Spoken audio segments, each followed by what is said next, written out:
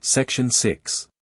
Giants, civilizations, and submerged continents traced in history.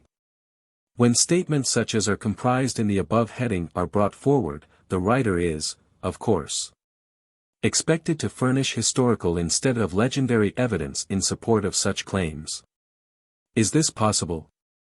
Yes, for evidence of such a nature is plentiful, and has simply to be collected and brought together in order to become overwhelming in the eyes of the unprejudiced. Once the sagacious student gets hold of the guiding thread, he may find out such evidence for himself. We give facts and show landmarks, let the wayfarer follow them. What is adduced here is amply sufficient for this century. In a letter to Voltaire, Bailey finds it quite natural that the sympathies of the grand old invalid of Ferney should be attracted to the representatives of knowledge and wisdom, the ancient Brahmins. He then adds a curious statement. He says, "But your Brahmins are very young in comparison with their archaic instructors." 1728. Bailey, who knew not of the esoteric teachings, nor of Lemuria, believed, nevertheless, unreservedly in the lost Atlantis, and also in several prehistoric and civilized nations which had disappeared without leaving any undeniable trace. He had studied the ancient classics and traditions extensively, and he saw that the arts and sciences known to those we now call the ancients, were not the achievements of any of the now or even then existing nations, nor of any of the historical peoples of Asia. And that, notwithstanding the learning of the Hindus, their undeniable priority in the early part of their race had to be referred to a people or a race still more ancient and more learned than were even the Brahmins themselves. 1729. Voltaire, the greatest skeptic of his day, the materialist par excellence, shared Bailey's belief. He thought it quite likely that long before the empires of China and India, there had been nations cultured, learned, and powerful, which a deluge of barbarians overpowered and thus replunged into their primitive state of ignorance and savagery. Or what they call the state of pure nature. 1730. That which with Voltaire was the shrewd conjecture of a great intellect, was with Bailey a question of historical facts. For, he wrote, "I make great case of ancient traditions preserved through a long series of generations." It was possible, he thought, that a foreign nation should, after instructing another nation, so disappear that it should leave no traces behind. When asked how it could have happened that this ancient, or rather archaic, nation should not have left at least some recollection in the human mind, he answered that time was a pitiless devourer of facts and events. But the history of the past was never entirely lost, for the sages of old Egypt had preserved it, and it is so preserved to this day elsewhere. The priests of Sais said to Solon, according to Plato, "You are unacquainted with that most noble and excellent race of men, who once inhabited your country, from whom you and your whole present state are descended." 1731. Though only a small remnant of this admirable people is now remaining. These writings relate what a prodigious force your city once overcame, when a mighty warlike power, rushing from the Atlantic Sea, spread itself with hostile fury over all Europe and Asia. 1732. The Greeks were but the dwarfed and weak remnant of that once glorious nation. 1733. What was this nation? The Secret Doctrine teaches that it was the latest seventh subrace of the Atlantean, already swallowed up in one of the early subraces of the Aryan stock, one that had been gradually spreading over the continent and islands of Europe, as soon as they had begun to emerge from the seas. Descending from the high plateaus of Asia, where the two races had sought refuge in the days of the agony of Atlantis, it had been slowly settling and colonizing the freshly emerged lands. The immigrant subrace had rapidly increased and multiplied on that virgin soil, had divided into many family races, which in their turn divided into nations. Egypt and Greece, the Phoenicians, and the northern stocks, had thus proceeded from that one subrace. Thousands of years later, other races, the remnants of the Atlanteans, yellow and red, brown and black, began to invade the new continent. There were wars in which the newcomers were defeated, and they fled, some to Africa, others to remote countries. Some of these lands became islands in course of time, owing to new geological convulsions. Being thus forcibly separated from the continents, the result was that the undeveloped tribes and families of the Atlantean stock fell gradually into a still more abject and savage condition. Did not the Spaniards in the Cibola expeditions meet with white savage chiefs, and has not the presence of African Negro types in Europe in the prehistoric ages been now ascertained? It is this presence of a foreign type associated with that of the Negro, and also with that of the Mongolian, which is the stumbling block of anthropology. The individual who lived at an incalculably distant period at La Nolette, in Belgium, is an example. Says an anthropologist. The caves on the banks of the Lesse, in southeastern Belgium, afford evidence of what is, perhaps, the lowest man, as shown by the Nolette jaw. Such man, however, had amulets of stone, perforated for the purpose of ornament. These are made of a samite now found in the basin of the Gironde. 1734. Thus Belgian man was extremely ancient. The man who was antecedent to the great flood of waters, which covered the highlands of Belgium with a deposit of lem or upland gravel 30 meters above the level of the present rivers, must have combined the characters of the Turanian and the Negro. The Cannstatt, or La Nolette, man may have been black, and he had nothing to do with the Aryan type whose remains are contemporary with those of the cave bear at Engis. The denizens of the Aquitaine bone caves belong to a far later period of history, and may not be as ancient as the former. If the statement be objected to on the ground that science does not deny the presence of man on earth from an enormous antiquity, though that antiquity cannot be determined, since such presence is conditioned by the duration of geological periods, the age of which is not ascertained. If it is argued that the scientists object most decidedly to the claim that man preceded the animals, for instance, or that civilization dates from the earliest Eocene period, or again, that there have ever existed giants, three-eyed and four-armed and four-legged men, androgynes, etc., then the objectors are asked in their turn, how do you know? What proof have you besides your personal hypotheses, each of which may be upset any day by new discoveries? And these future discoveries are sure to prove that, whatever this earlier type of man known to anthropologists may have been in complexion, he was in no respect apish. The Cannstatt man, the Engis man, alike possessed essentially human attributes. 1735 people have looked for the missing link at the wrong end of the chain, and the Neanderthal man has long since been dismissed to the limbo of all hasty blunders. Disraeli divided man into the associates of the apes and the angels. Reasons are here given in favor of an angelic theory, as Christians would call it, as applicable to at least some of the races of men. At all events, if man be held to exist only since the Miocene period, even then humanity as a whole could not be composed of the abject savages of the Paleolithic age, as they are now represented by the scientists. All they say is mere arbitrary speculative guesswork, invented by them to answer to, and fit in with, their own fanciful theories. We speak of events hundreds of thousands of years old, nay, even millions of years old, if man date from the geological period 1736, not of any of those events which happened during the few thousand years of the prehistoric margin allowed by timid and ever cautious history. Yet there are men of science who are almost of our way of thinking. From the brave confession of the Abbé Brasseur de Bourbourg, who says that traditions, whose traces recur in Mexico, in Central America, in Peru, and in Bolivia, suggest the idea that man existed in these different countries at the time of the gigantic upheaval of the Andes, and that he has retained the memory of it down to the latest paleontologists and anthropologists. The majority of scientific men is in favor of just such an antiquity. Apropos of Peru, has any satisfactory attempt been made to determine the ethnological affinities and characteristics of the race which reared those cyclopean erections, the ruins of which display the relics of a great civilization? At Kulap, for instance, such are found, consisting of a wall of wrought stones, 3,600 feet long, 560 broad, and 150 feet high, constituting a solid mass with a level summit. On this mass was another, 600 feet long, 500 broad, and 150 feet high, making an aggregate height of 300 feet. In it were rooms and cells. 1737.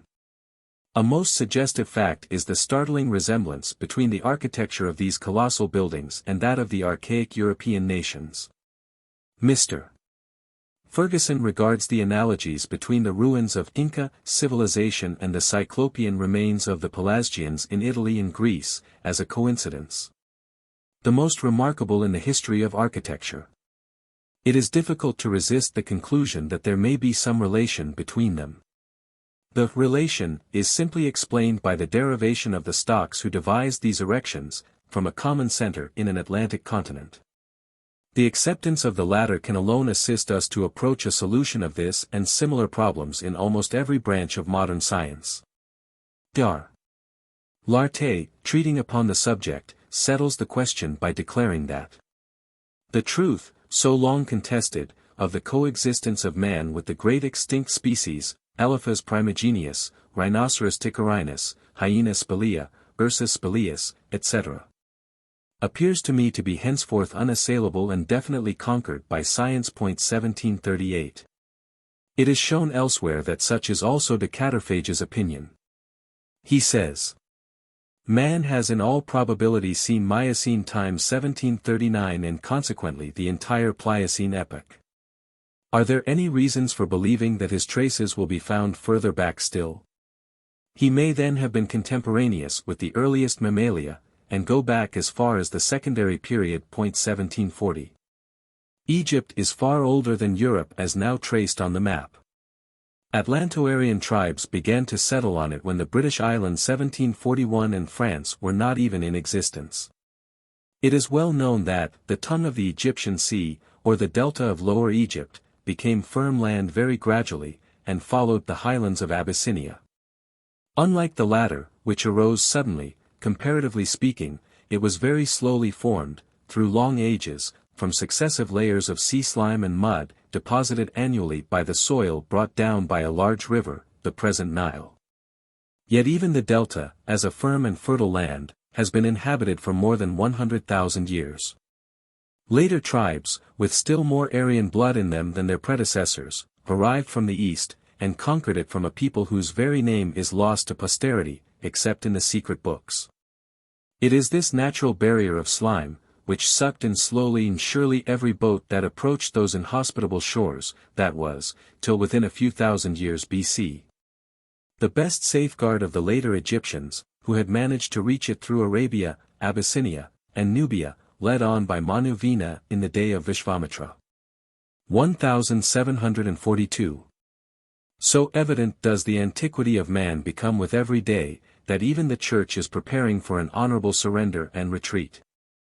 The learned Abbé Fabre, professor at the Sorbonne, has categorically declared that prehistoric paleontology and archaeology may, without any harm to the scriptures, discover in the tertiary beds as many traces as they please of pre-Adamite man. Since it disregards all creations anterior to the last deluge but one, that which produced the diluvium, according to the Abbé, Bible revelation leaves us free to admit the existence of man in the grey diluvium, in Pliocene, and even Eocene strata. On the other hand, however, geologists are not all agreed on regarding the men who inhabited the globe in these primitive ages as our ancestors. 1743. The day on which the Church shall find that its only salvation lies in the occult interpretation of the Bible may not be so far off as some imagine. Already many an abbé and ecclesiastic has become an ardent Kabbalist, and as many appear publicly in the arena, breaking a lance with theosophists and occultists in support of the metaphysical interpretation of the Bible. But they commence, unfortunately for them, at the wrong end. They are advised, before they begin to speculate upon the metaphysical in their scriptures, to study and master that which relates to the purely physical, e.g. its hints on geology and ethnology. For such allusions to the septenary constitution of the earth and man, to the 7 rounds and races, abound in the New as in the Old Testament, and are as visible as the sun in the heavens to him who reads both symbolically.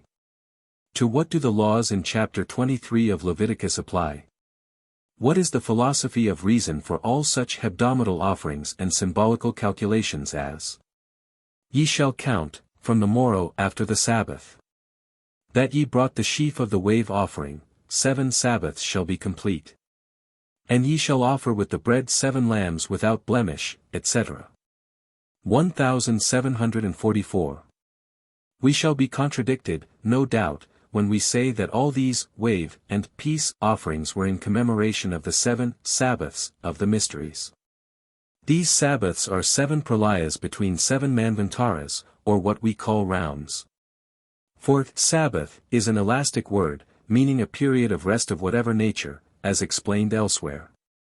And if this is not sufficiently conclusive, then we may turn to the verse which adds, even unto the morrow after the 7th Sabbath shall ye number 50 days, 49, 7 by 7, stages of activity, and 49 stages of rest. On the 7 globes of the chain, and then comes the rest of Sabbath, the 50th. And ye shall offer a new meat offering unto the Lord. 1745. That is, ye shall make an offering of your flesh or coats of skin, and, divesting yourselves of your bodies, ye shall remain pure spirits. This law of offering, degraded and materialized with ages, was an institution that dated from the earliest Atlanteans. It came to the Hebrews via the Chaldees, who were the wise men of a caste, not of a nation, a community of great adepts come from their serpent holes, who had settled in Babylonia ages before. And if this interpretation from Leviticus, full of the disfigured laws of Manu, is found too far-fetched, then turn to Revelation.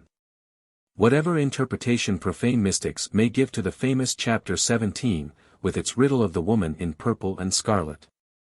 Whether Protestants nod at the Roman Catholics, when reading Mystery, Babylon the Great, the mother of harlots and abominations of the earth, or Roman Catholics glare at the Protestants, the occultists pronounce, in their impartiality, that these words have applied from the first to all and every exoteric churchianity, ceremonial magic of old, with its terrible effects, and now the harmless, because distorted, farce of ritualistic worship.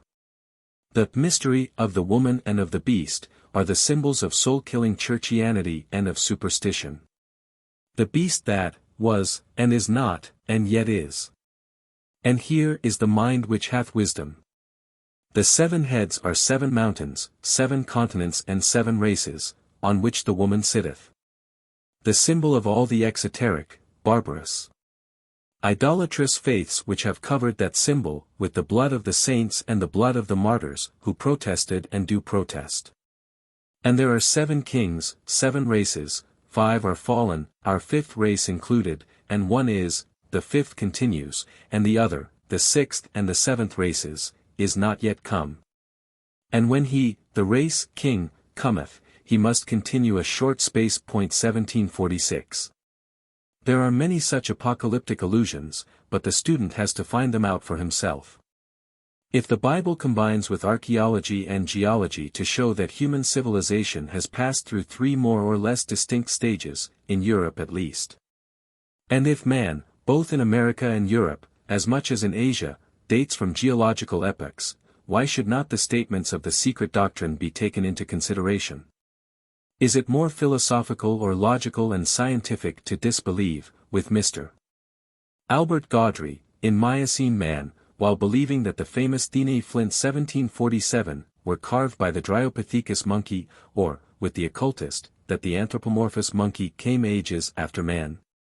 For if it is once conceded, and even scientifically demonstrated, that there was not in the middle of the Miocene epoch a single species of mammal identical with species now extant 1748.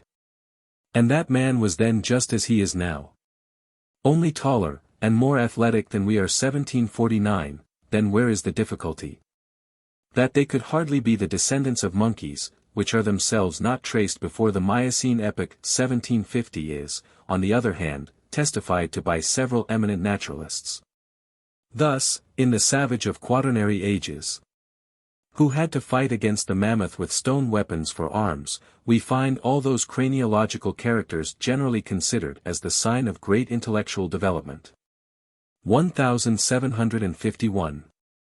Unless man emerged spontaneously, endowed with all his intellect and wisdom, from his brainless Catarrhine ancestor, he could not have acquired such brain within the limits of the Miocene period.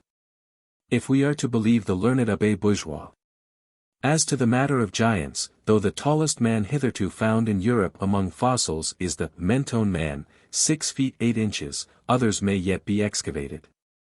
Nielsen, quoted by Lubbock, states that in a tomb of the Neolithic age, a skeleton of extraordinary size was found in 1807. It was attributed to a king of Scotland, Albus MacAldus. And if in our own day we occasionally find men and women from 7 feet to even 9 feet and 11 feet high, this only proves, on the law of atavism, or the reappearance of ancestral features of character, that there was a time when 9 feet and 10 feet was the average height of humanity, even in our latest Indo-European race. But as the subject has been sufficiently treated elsewhere, we may pass on to the Lemurians and the Atlanteans, and see what the old Greeks knew of these early races and what the moderns now know. The great nation mentioned by the Egyptian priests, from which descended the forefathers of the Greeks of the age of Troy, and which, as averred, had fought with the Atlantic race, was then, as we see, assuredly no race of Paleolithic savages. Nevertheless, even in the days of Plato, with the exception of priests and initiates, no one seems to have preserved any distinct recollection of the preceding races. The earliest Egyptians had been separated from the latest Atlanteans for ages upon ages. They were themselves descended from an alien race, and had settled in Egypt some 400,000 years before 1752, but their initiates had preserved all the records. Even so late as the time of Herodotus, they had still in their possession the statues of 341 kings who had reigned over their little Atlanto-Aryan subrace. 1753. If we allow only 20 years as an average figure for the reign of each king, the duration of the Egyptian empire has to be pushed back, from the days of Herodotus, about 17,000 years. Bunsen allowed the Great Pyramid an antiquity of 20,000 years. More modern archaeologists will not give it more than 5,000, or at the utmost 6,000 years, and generously concede to Thebes, with its 100 gates, 7,000 years from the date of its foundation. And yet there are records which show Egyptian priests, initiates, journeying in a northwesterly direction, by land, via what became later the Straits of Gibraltar, turning north and traveling through the future Phoenician settlements of southern Gaul. Then still further north, until reaching Karnak, Morbihan, they turned to the west again and arrived, still traveling by land, on the northwestern promontory of the new continent. 1754. What was the object of their long journey? And how far back must we place the date of such visits? The archaic records show the initiates of the second subrace of the Aryan family moving from one land to the other for the purpose of supervising the building of menhirs and dolmens, of colossal zodiacs in stone, and places of sepulchre to serve as receptacles for the ashes of generations to come. When did this occur? The fact of their crossing from France to Great Britain by land may give an idea of the date when such a journey could have been performed on terra firma. It was when the level of the Baltic and of the North Sea was 400 feet higher than it is at the present day. The valley of the Somme was not hollow to the depth it has now attained. Sicily was joined to Africa, Barbary to Spain. Carthage, the pyramids of Egypt, the palaces of Uxmal and Palenque were not yet in existence, and the bold navigators of Tyre and Sidon, who at a later date were to undertake their perilous voyages along the coasts of Africa, were yet unborn. What we know with certainty is that European man was contemporaneous with the extinct species of the Quaternary epoch. That he witnessed the upheaval of the Alps 1755 and the extension of the glaciers, in a word that he lived for thousands of years before the dawn of the remotest historical traditions. It is even possible that man was the contemporary of extinct mammalia of species yet more ancient, of the Elephas meridionalis of the sands of Asti. Prest, or at the least of the Elephas antiquus, assumed to be prior to the Elephas primigenius, since their bones are found in company with carved flints in several English caves, associated with those of the rhinoceros Haematechus and even of the Machaerodus latidens, which is of still earlier date. Ed. Lartet is also of opinion that there is nothing really impossible in the existence of man as early as the Tertiary period. 1756. If there is nothing impossible, scientifically, in the idea, and it may be admitted that man was already in existence as early as the Tertiary period, then it is just as well to remind the reader that Mr. Kroll places the beginning of that period 2,500,000 years back, but there was a time when he assigned to it 15 million years. And if all this may be said of European man, how great is the antiquity of the Lemuro-Atlantean and of the Atlanto-Aryan man? Every educated person who follows the progress of science, knows how all vestiges of man during the Tertiary period are received. The calumnies that were poured on Desnoyers in 1863, when he announced to the Institute of France that he had made a discovery in the undisturbed Pliocene sands of Asti, pressed near Chartres, proving the coexistence of man and the Elephas meridionalis, were equal to the occasion. The later discovery, in 1867, by the Abbé Bourgeois, that man lived in the Miocene epoch, and the reception it was given at the Prehistoric Congress held at Brussels in 1872, proves that the average man of science will see only that which he wishes to see. 1757.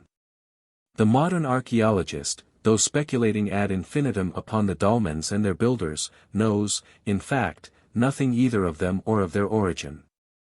Yet these weird and often colossal monuments of unhewn stones, which consist generally of 4 or 7 gigantic blocks placed together, are strewn over Asia, Europe, America, and Africa, in groups or rows.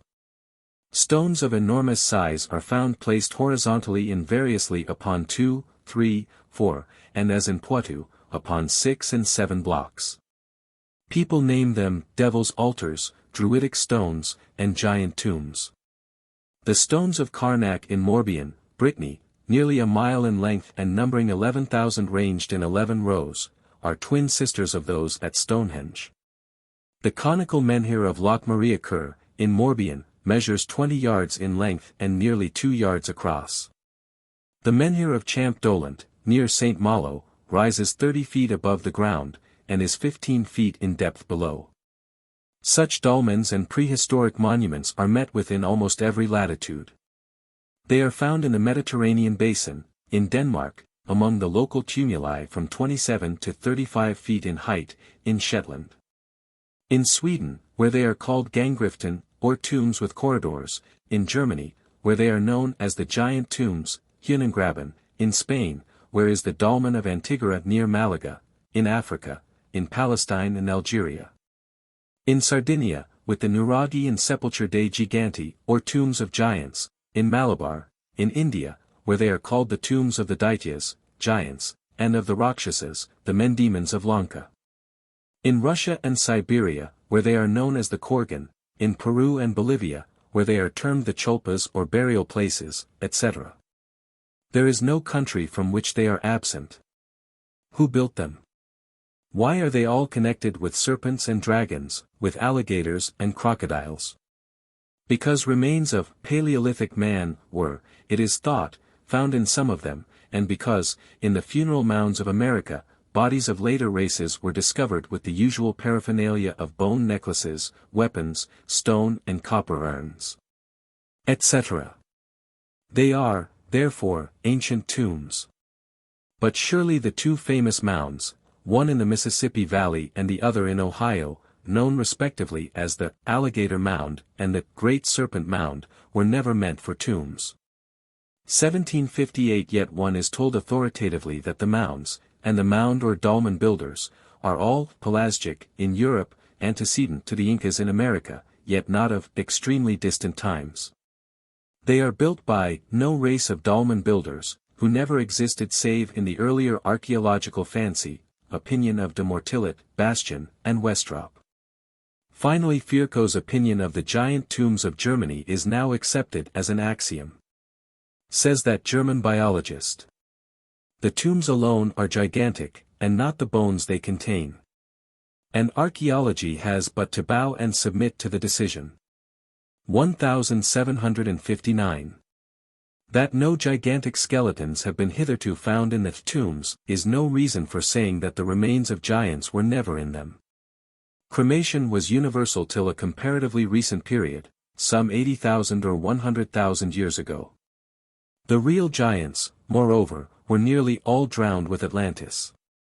Nevertheless, classical writers, as we have shown elsewhere, often speak of giant skeletons being excavated in their day.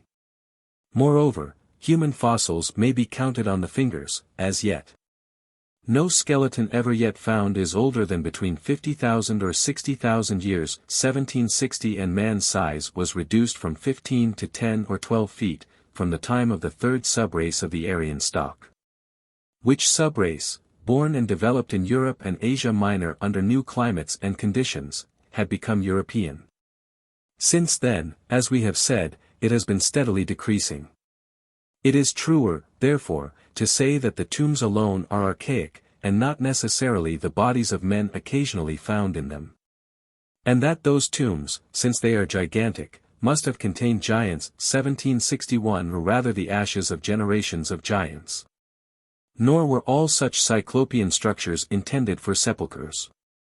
It is with the so-called druidical remains, such as Karnak in Brittany and Stonehenge in Great Britain, that the traveling initiates above alluded to had to do.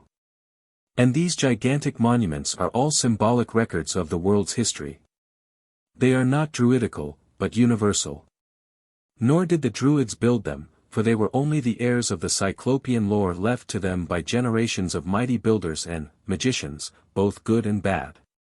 It will always be a subject of regret that history, rejecting a priori the actual existence of giants, has preserved to us so little of the records of antiquity concerning them. Yet in nearly every mythology, which after all is ancient history, the giants play an important part. In the Old Norse mythology, the giants, Skrymir and his brethren, against whom the sons of the gods fought, were potent factors in the histories of deities and men. The modern exegesis, that makes these giants the brethren of the dwarfs, and reduces the combats of the gods to the history of the development of the Aryan race, will only receive credence amongst the believers in the Aryan theory as expounded by Max Muller. Granting that the Turanian races were typified by the dwarfs, Dwerger, and that a dark, round-headed, and dwarfish race was driven northward by the fair-faced Scandinavians, or Aesir, the gods being like unto men. There still exists neither in history nor in any other scientific work any anthropological proof whatever of the existence in time or space of a race of giants. Yet that such exist, relatively and de facto side by side with dwarfs, Schweinfurth can testify. The Nyam of Africa are regular dwarfs, while their next neighbors, several tribes of comparatively fair-complexioned Africans, are giants when confronted with the Nyams, and very tall even among Europeans. For their women are all above 6.5 feet high. In Cornwall and in ancient Britain the traditions of these giants are, on the other hand, excessively common. They are said to have lived even down to the time of King Arthur. All this shows that giants lived to a later date amongst the Celtic than among the Teutonic peoples. If we turn to the New World, we have traditions of a race of giants of Thuringia on the eastern slopes of the Andes and in Ecuador, who combated gods and men.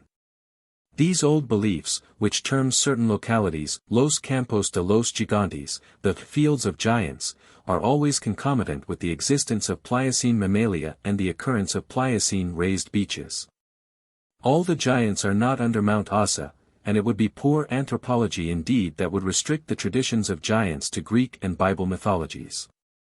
Slavonian countries, Russia especially, teem with legends about the Bogatiri, mighty giants, of old. And Slavonian folklore, most of which has served for the foundation of national histories, the oldest songs, and the most archaic traditions, speaks of the giants of old. Thus we may safely reject the modern theory that would make of the Titans mere symbols standing for cosmic forces. They were real living men, whether 20 or only 12 feet high.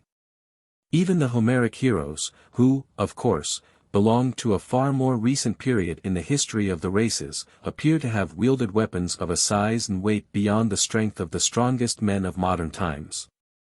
Not twice 10 men the mighty bulk could raise. Such men as live in these degenerate days. If the fossil footprints at Carson, Nevada, USA, are human, they indicate gigantic men, and of their genuineness there can remain no doubt. It is to be deplored that the modern and scientific evidence for gigantic men should rest on footprints alone. Over and over again, the skeletons of hypothetical giants have been identified with those of elephants and mastodons. But all such blunders before the days of geology, and even the traveller's tales of Sir John Mandeville, who says that he saw giants 56 feet high, in India, only show that belief in the existence of giants has never, at any time, died out of the thoughts of men. That which is known and accepted is, that several races of gigantic men have existed and left distinct traces. In the Journal of the Anthropological Institute 1762 such a race is shown as having existed at Palmyra and possibly in Midian, exhibiting cranial forms quite different from those of the Jews. It is not improbable that another such race existed in Samaria, and that the mysterious people who built the stone circles in Galilee, hewed Neolithic flints in the Jordan Valley, and preserved an ancient Semitic language quite distinct from the square Hebrew character, were of very large stature.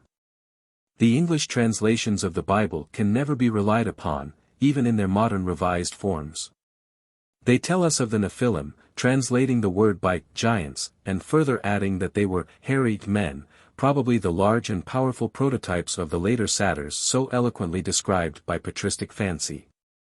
Some of the Church Fathers assuring their admirers and followers that they had themselves seen these satyrs, some alive, others pickled and preserved.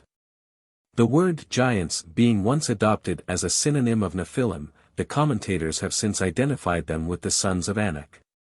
The filibusters who seized on the promised land found a pre-existing population far exceeding their own in stature, and called it a race of giants. But the races of really gigantic men had disappeared ages before the birth of Moses. These tall people existed in Canaan, and even in Bashan, and may have had representatives in the Nabateans of Midian. They were of far greater stature than the undersized Jews. 4,000 years ago their cranial conformation and large stature separated them from the children of Heber. 40,000 years ago their ancestors may have been of still more gigantic size, and 400,000 years earlier they must have been in proportion to men in our days as the Brobdingnagians were to the Lilliputians. The Atlanteans of the Middle Period were called the Great Dragons, and the first symbol of their tribal deities, when the gods and the divine dynasties had forsaken them, was that of a giant serpent. The mystery veiling the origin and the religion of the Druids is as great as that of their supposed fanes to the modern symbologist, but not to the initiated occultists. Their priests were the descendants of the last Atlanteans, and what is known of them is sufficient to allow the inference that they were Eastern priests, akin to the Chaldeans and Indians, though little more. It may be inferred that they symbolized their deity as the Hindus do their Vishnu, as the Egyptians did their mystery god, and as the builders of the Ohio Great Serpent Mound worshipped theirs, namely under the form of the mighty serpent, the emblem of the eternal deity Time, the Hindu Kala. Pliny called them the Magi of the Gauls and Britons. But they were more than that.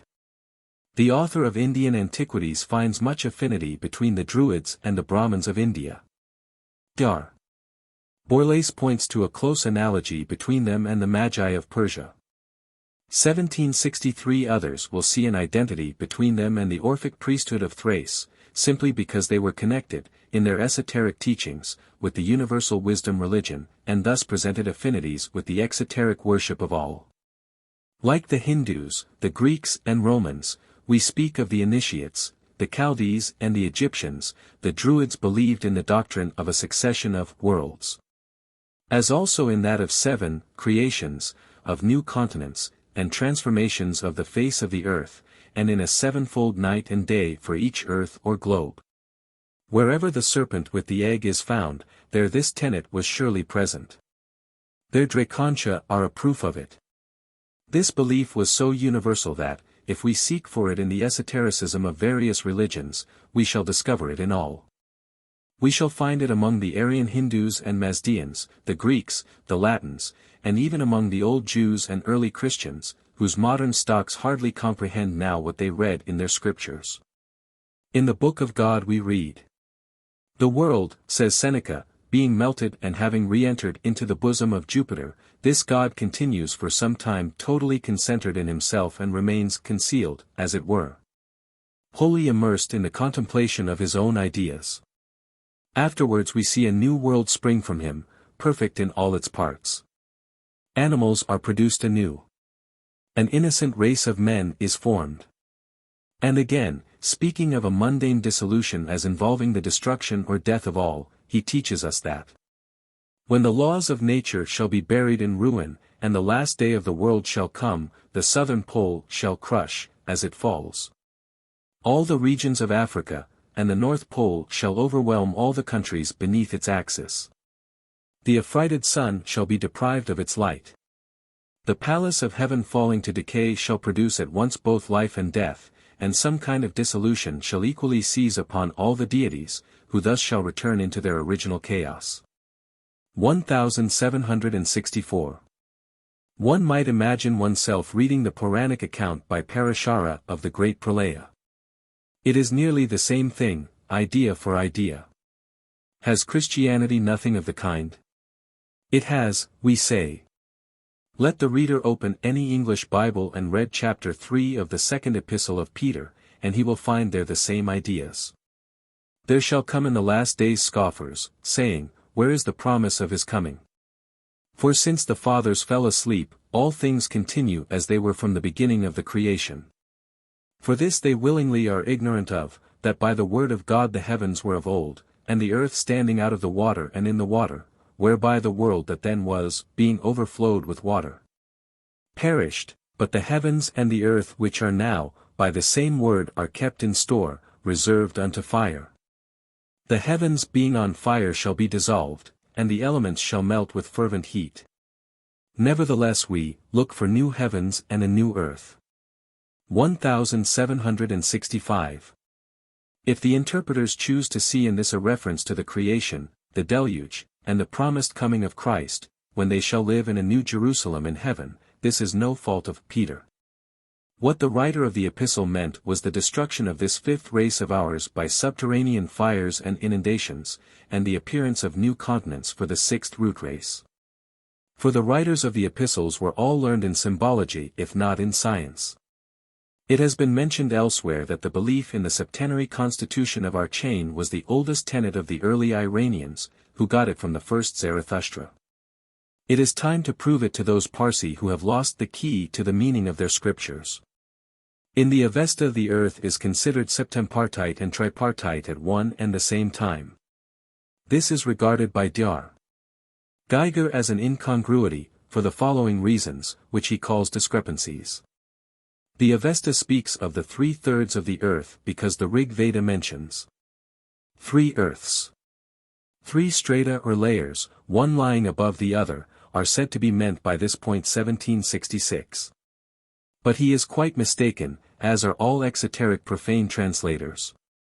The Avesta has not borrowed the idea from the Rig Veda, but simply repeats the esoteric teaching. The 3 strata or layers do not refer to our globe alone, but to 3 layers of the globes of our terrestrial chain, 2 by 2, on each plane, one on the descending, the other on the ascending arc. Thus, with reference to the 6 spheres or globes above our earth, the 7th and the 4th, the earth is septempartite, while with regard to the planes over our plane, it is tripartite. This meaning is carried out and corroborated by the text of the Avesta, and even by the speculations, most laborious and unsatisfactory guesswork, of the translators and commentators. It thus follows that the division of the earth, or rather the earth's chain, into 7 karshvars is not in contradiction with the 3 zones, if this word is read planes. As Geiger remarks, this septenary division is very old, the oldest of all, since the Gathas already speak of the septempartite earth. 1767-4. According to the statements of the later Parsi scriptures, the 7 Kirshvars are to be considered as completely disconnected parts of the earth, which they surely are. For, between them there flows the ocean, so that it is impossible, as stated in several passages, to pass from one Kirshvar to another. 1768. The ocean is space, of course, for the latter was called waters of space before it was known as ether. Moreover, the word Karshvar is consistently rendered as Dvipa, and Hvaneratha is rendered by Jambudvipa, Naryosang, the translator of the Yasna. 1769. But this fact is not taken into account by the Orientalists, and therefore we find even such a learned Zoroastrian and Parsi by birth as the translator of Dr.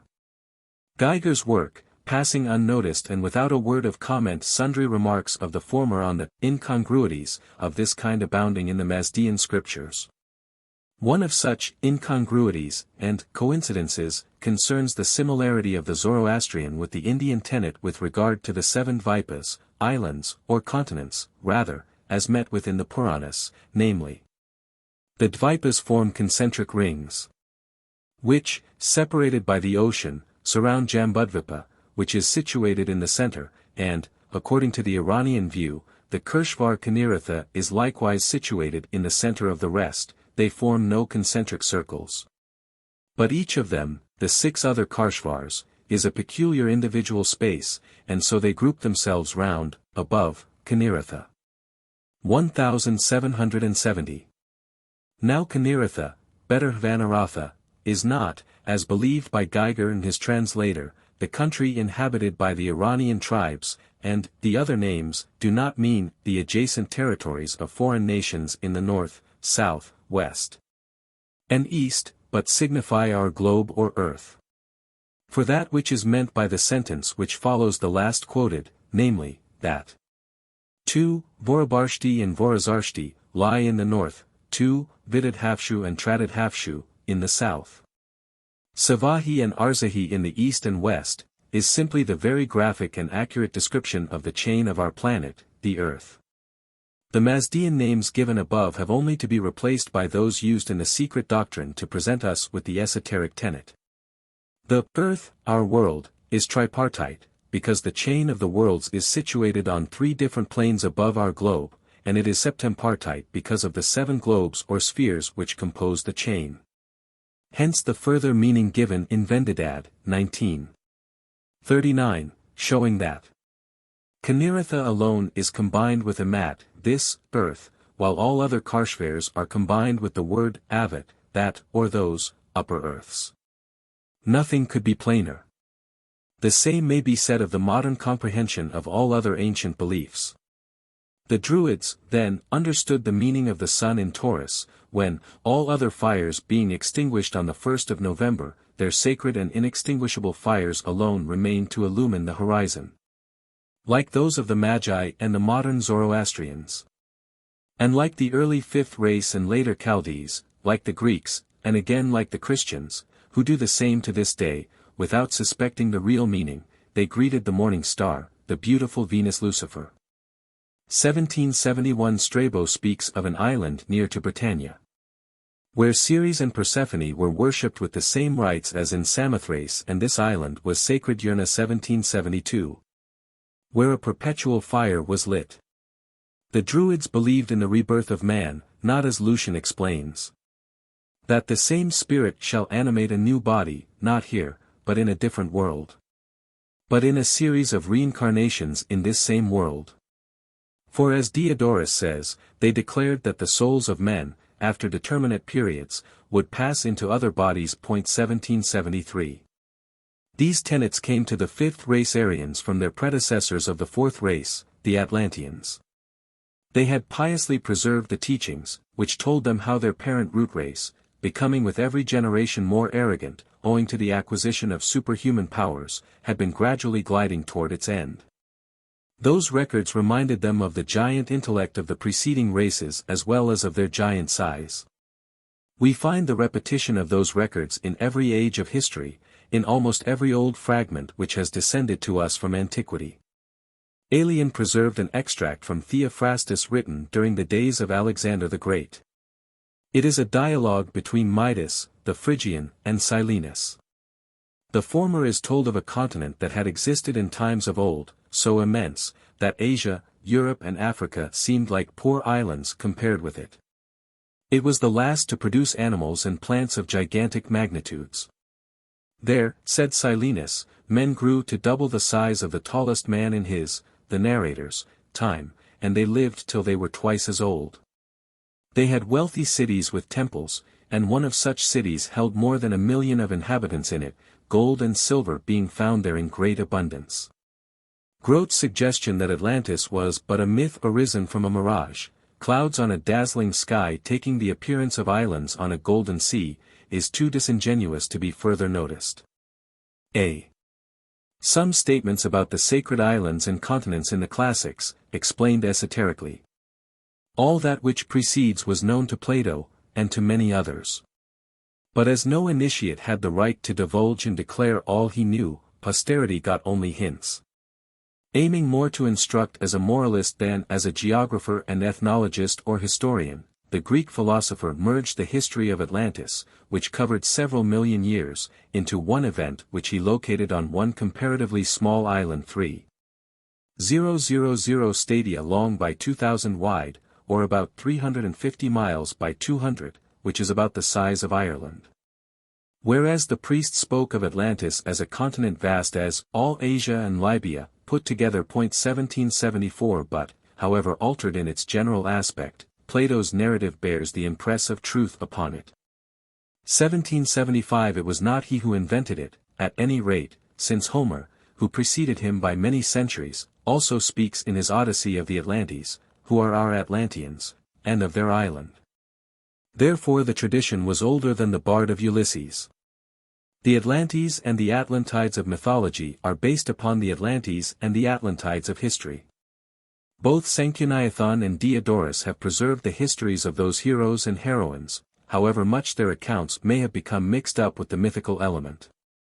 In our own day we witness the extraordinary fact that such comparatively recent personages as Shakespeare and William Tell are all but denied, an attempt being made to show one to be a nom de plume, and the other a person who never existed. What wonder then, that the two powerful races, the Lemurians and the Atlanteans, have been merged into and identified, in time, with a few half-mythical peoples, who all bore the same patronymic. Herodotus speaks of the Atlantes, a people of western Africa, who gave their name to Mount Atlas, who were vegetarians, and whose sleep was never disturbed by dreams. And who, moreover, daily cursed the sun at his rising and at his setting because his excessive heat scorched and tormented them. These statements are based upon moral and psychic facts and not on physiological disturbance. The story of Atlas gives the key to this. If the Atlanteans never had their sleep disturbed by dreams, it is because that particular tradition is concerned with the earliest Atlanteans, whose physical frame and brain were not yet sufficiently consolidated, in the physiological sense, to permit the nervous centers to act during sleep. With regard to the other statement, that they daily cursed the sun, this again had nothing to do with the heat, but with the moral degeneration that grew with the race. It is explained in our commentaries. They, the sixth subrace of the Atlanteans, used magic incantations even against the sun, failing in which they cursed it. The sorcerers of Thessaly were credited with the power of calling down the moon, as Greek history assures us. The Atlanteans of the later period were renowned for their magic powers and wickedness, their ambition and defiance of the gods.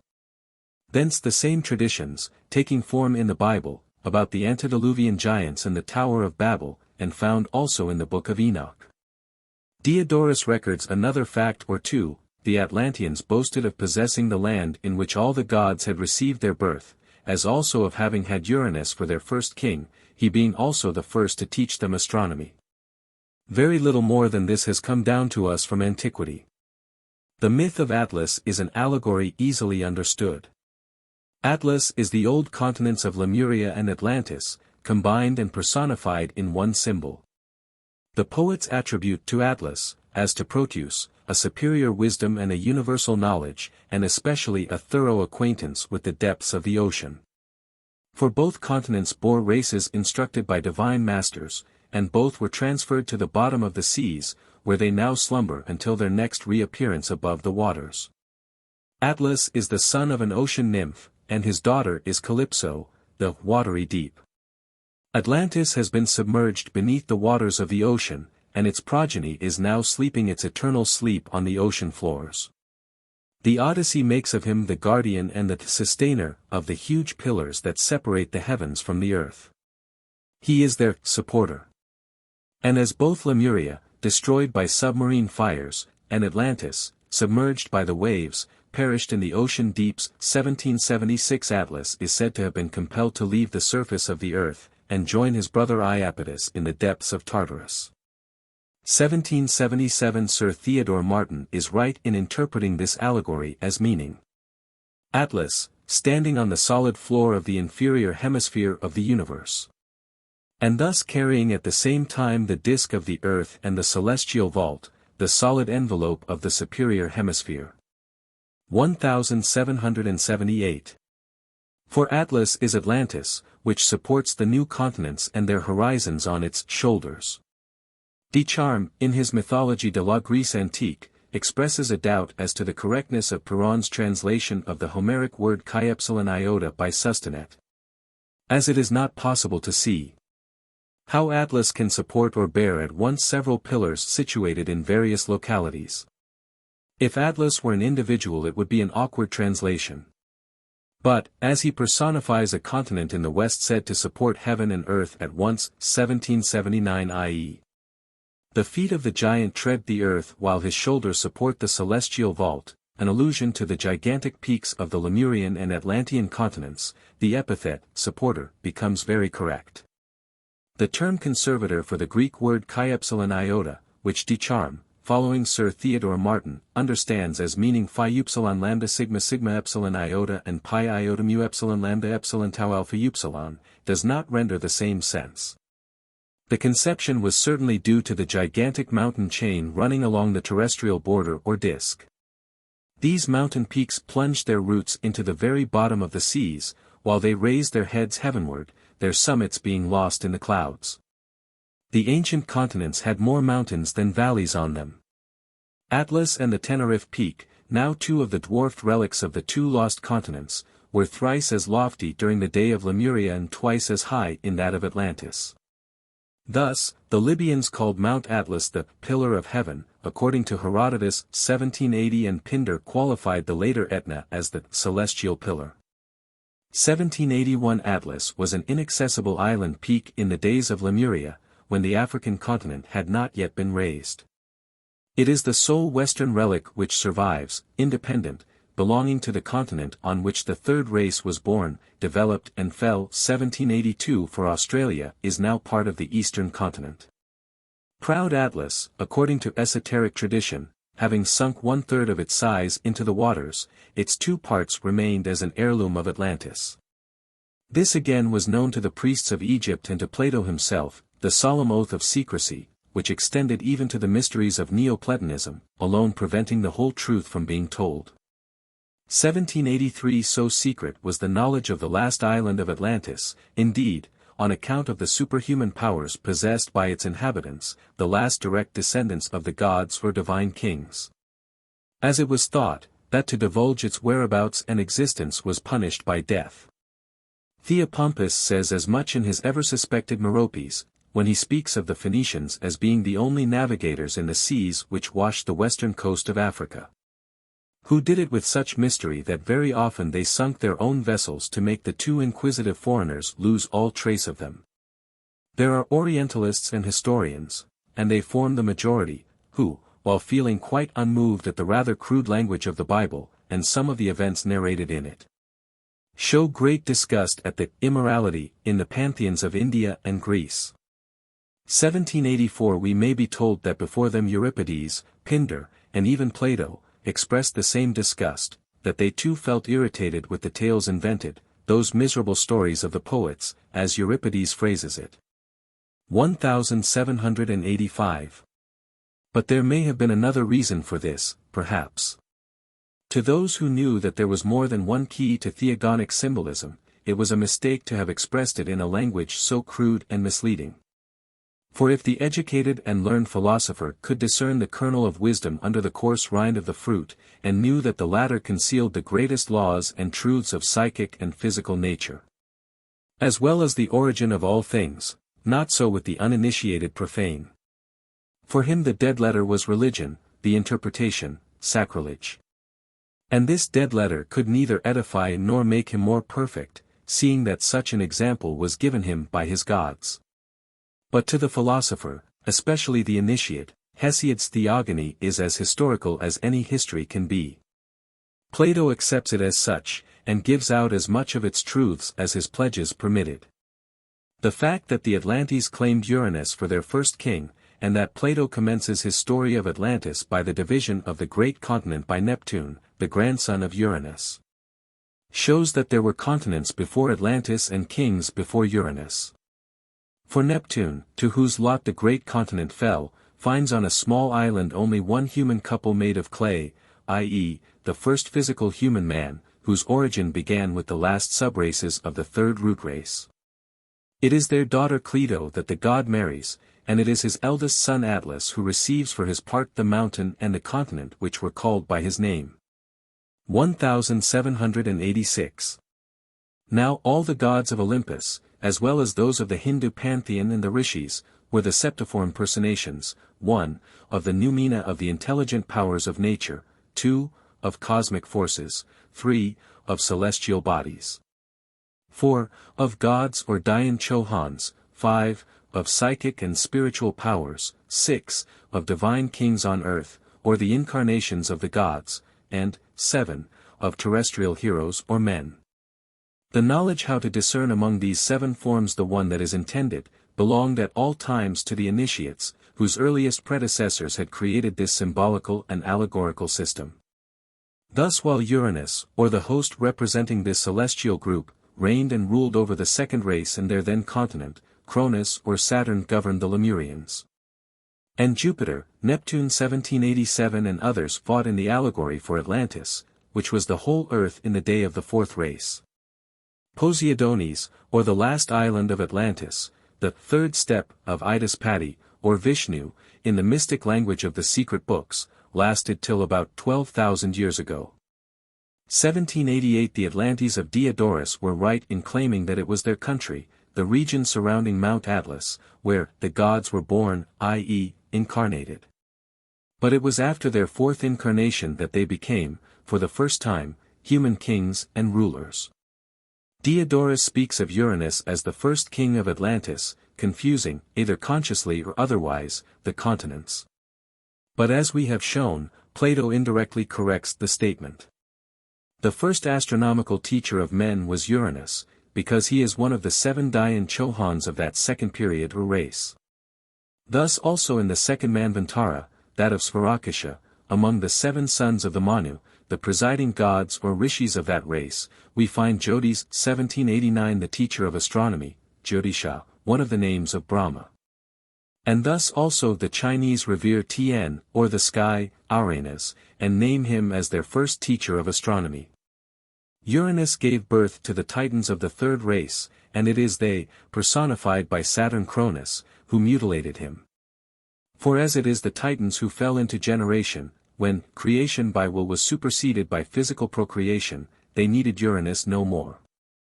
And here a short digression must be permitted and pardoned. In consequence of the last scholarly production of Mr. Gladstone in the 19th century, The Greater Gods of Olympos, the ideas of the general public about Greek mythology have been still further perverted and biased. Homer is credited with an inner thought, which is regarded by Mr. Gladstone as the true key to the Homeric conception, whereas this key is merely a blind. Poseidon is indeed essentially of the earth earthy. Strong and self-asserting, sensual and intensely jealous and vindictive. But this is because he symbolizes the spirit of the fourth root race, the ruler of the seas, that race which lives above the surface of the seas. 1790 which is composed of the giants, the children of Eurymedon, the race which is the father of Polyphemus, the Titan, and the one-eyed Cyclops. Though Zeus reign over the fourth race, it is Poseidon who rules, and who is the true key to the triad of the Cronid brothers, and to our human races. Poseidon and Nereus are one. The former the ruler or spirit of Atlantis before the beginning of its submersion, the latter, after. Neptune is the titanic strength of the living race, Nereus, its spirit, reincarnated in the subsequent fifth or Aryan race. And this is what the Greek scholar of England has not yet discovered, or even dimly perceived. And yet he makes many observations upon the artfulness of Homer, who never names Nereus, at whose designation we arrive only through the patronymic of the Nereids. Thus the tendency of even the most erudite Hellenists is to confine their speculations to the exoteric images of mythology and to lose sight of their inner meaning. And it is remarkably illustrated in the case of Mr. Gladstone, as we have shown. While almost the most conspicuous figure of our age as a statesman, he is at the same time one of the most cultured scholars to whom England has given birth. Grecian literature has been the beloved study of his life, and he has found time amid the bustle of public affairs to enrich contemporary literature with contributions to Greek scholarship, which will make his name famous through coming generations. At the same time, as his sincere admirer, the present writer cannot but feel a deep regret that posterity, while acknowledging his profound erudition and splendid culture, will yet, in the greater light which must then shine upon the whole question of symbolism and mythology, judge that he has failed to grasp the spirit of the religious system which he has often criticized from the dogmatic Christian standpoint. In that future day it will be perceived that the esoteric key to the mysteries of the Christian as well as of the Grecian theogonies and sciences, is the secret doctrine of the prehistoric nations, which, along with others, he has denied. It is that doctrine alone which can trace the kinship of all human religious speculations, or even of so-called revelations, and it is this teaching which infuses the spirit of life into the lay figures on the mounts of Meru, Olympus, Valhalla, or Sinai. If Mr. Gladstone were a younger man, his admirers might hope that his scholastic studies would be crowned by the discovery of this underlying truth. As it is, he but wastes the golden hours of his declining years in futile disputations with that giant freethinker, Colonel Ingersoll, each fighting with the weapons of exoteric temper, drawn from the arsenals of ignorant literalism. These two great controversialists are equally blind to the true esoteric meaning of the texts which they hurl at each other's heads like iron bullets, while the world alone suffers by such controversies. Since the one helps to strengthen the ranks of materialism, and the other those of blind sectarianism of the dead letter. And now we may return once more to our immediate subject. Many a time Atlantis is spoken of under another name, one unknown to our commentators. The power of names is great, and has been known since the first men were instructed by the divine masters. And as Solon had studied it, he translated the Atlantean names into names devised by himself. In connection with the continent of Atlantis, it is desirable to bear in mind that the accounts which have come down to us from the old Greek writers contain a confusion of statements. Some referring to the great continent and others to the last small island of Poseidones. It has become customary to take them all as referring to the latter only, but that this is incorrect is evident from the incompatibility of the various statements as to the size, etc., of Atlantis. Thus, in the Critias, Plato says, that the plain surrounding the city was itself surrounded by mountain chains, and the plain was smooth and level, and of an oblong shape, lying north and south. 3,000 stadia in one direction and 2,000 in the other. They surrounded the plain by an enormous canal or dike, 101 feet deep, 606 feet broad, and 1,250 miles in length. 1,791.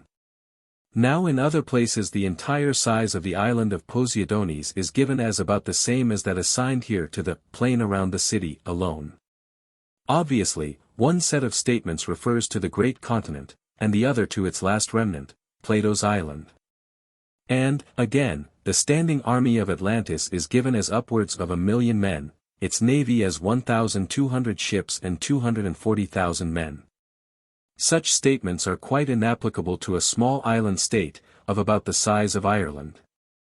The Greek allegories give to Atlas, or Atlantis, 7 daughters, 7 subraces, whose respective names are Maia, Electra, Taegeta, Asterope, Merope, Alcyone, and Seleno. This ethnologically, as they are credited with having married gods and with having become the mothers of famous heroes, the founders of many nations and cities. Astronomically, the Atlantides have become the 7 Pleiades. In occult science the two are connected with the destinies of nations, those destinies being shaped by the past events of their early lives according to karmic law. 3 great nations claimed in antiquity a direct descent from the kingdom of Saturn or Lemuria, confused with Atlantis several thousands of years before our era.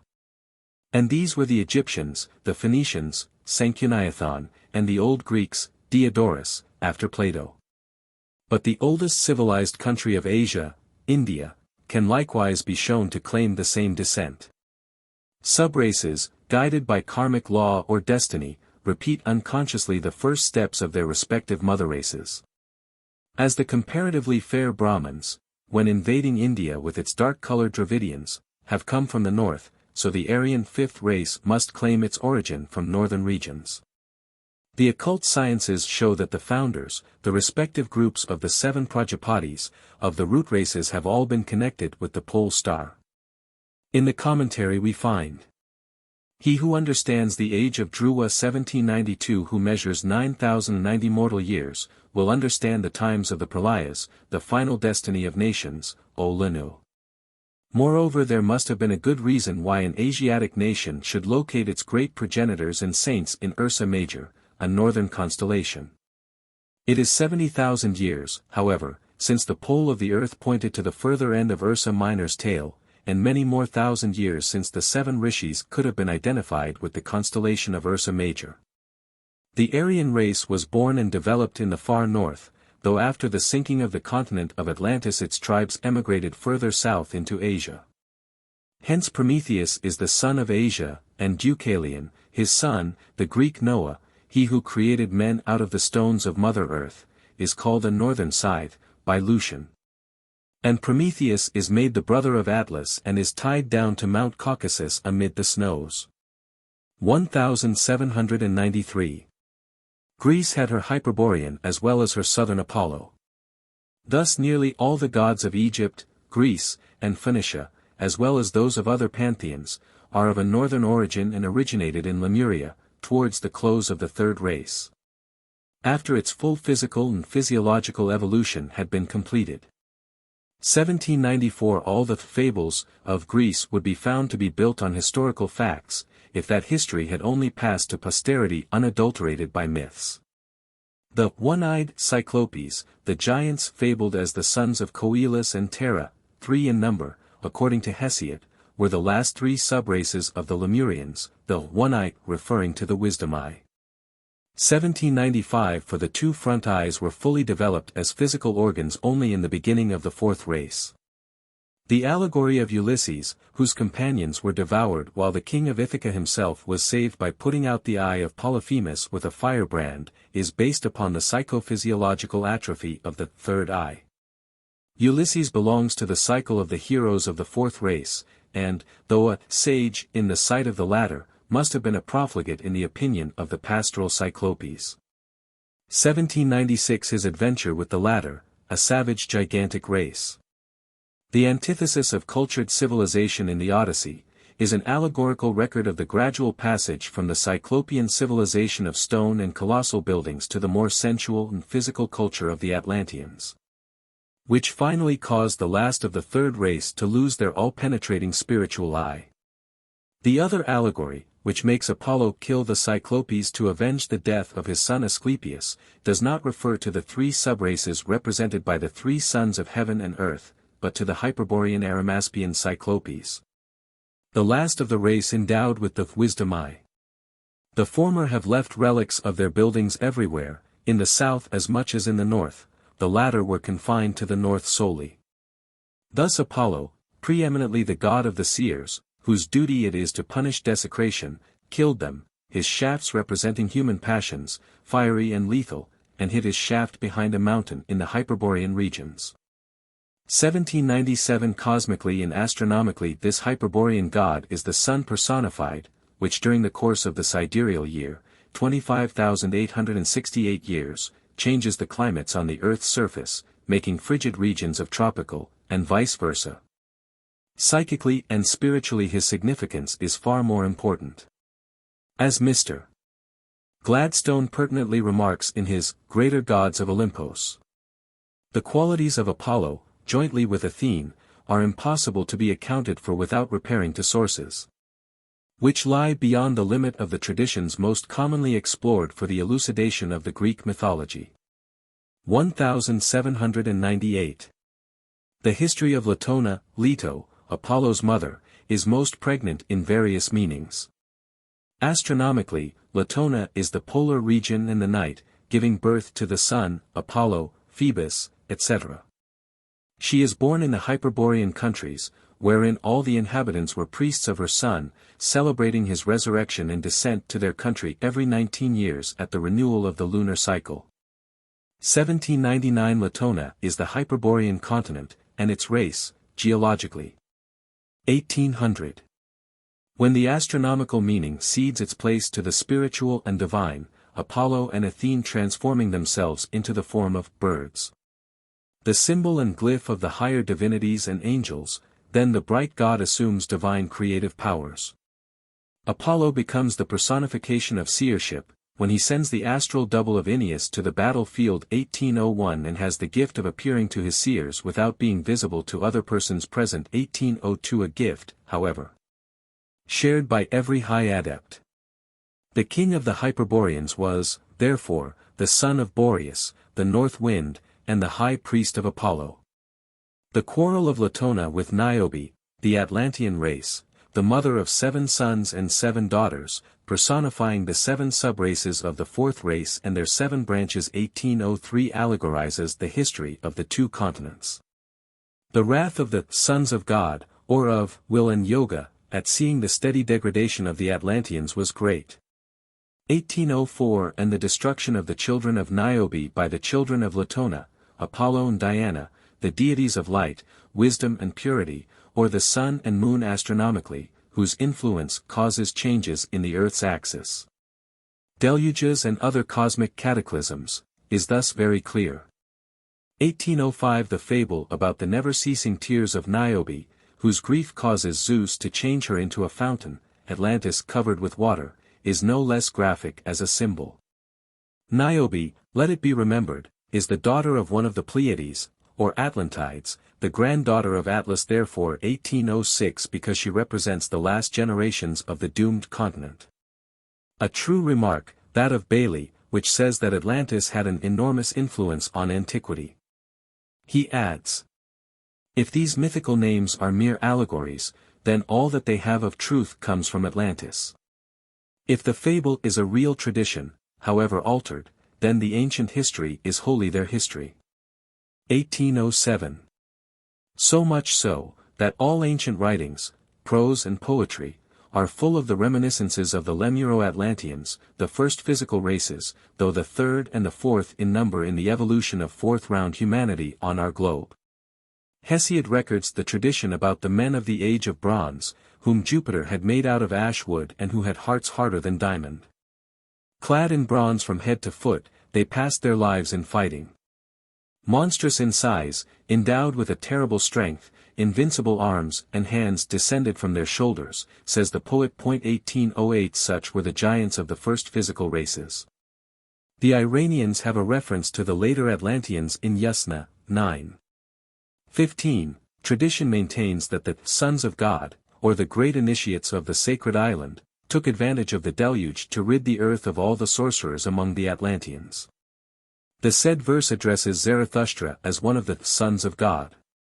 It says, Thou, O Zarathustra, didst make all demons, sorcerers, who before roamed the world in human forms, conceal themselves in the earth, help them to submersion. The Lemurians, and also the early Atlanteans, were divided into 2 distinct classes, the sons of night or darkness, and the sons of the sun or light. The old books tell us of terrible battles between the 2, when the former, leaving their land of darkness, whence the sun departed for long months, descended from their inhospitable regions and tried to wrench the Lord of Light from their better favored brothers of the equatorial regions. We may be told that the ancients knew nothing of the long night of 6 months' duration in the polar regions. Even Herodotus, more learned than the rest, only mentions a people who slept for 6 months in the year, and remained awake the other half. Yet the Greeks knew well that there was a country in the north where the year was divided into a day and night each of 6 months' duration, for Pliny distinctly says so. 1809 They speak of the Cimmerians and of the Hyperboreans, and draw a distinction between the 2. The former inhabited the Polus Meotis, between 45 degrees and 50 degrees latitude. Plutarch explains that they were but a small portion of a great nation driven away by the Scythians, which nation stopped near the Tanais, after having crossed Asia. These warlike multitudes lived formerly on the ocean shores, in dense forests, and under a tenebrous sky. There the pole is almost touching the head, their long nights and days divide the year. 1810. As to the Hyperboreans, these peoples, as expressed by Silenus Polyhistor, sow in the morning, reap at noon, gather their fruits in the evening, and store them during the night in their caves. 1811.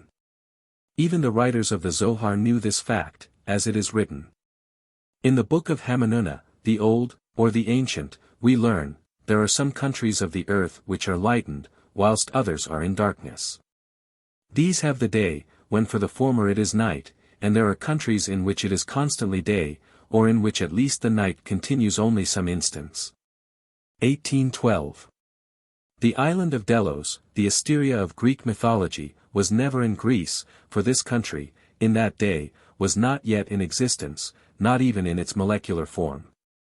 Several writers have shown that it represented a country or an island, far larger than the small dots of land which became Greece. Both Pliny and Diodorus Siculus place it in the northern seas. One calls it Basilia, or Royal.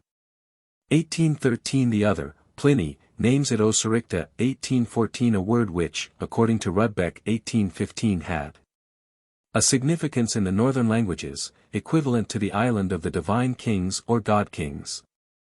Or again the royal island of the gods.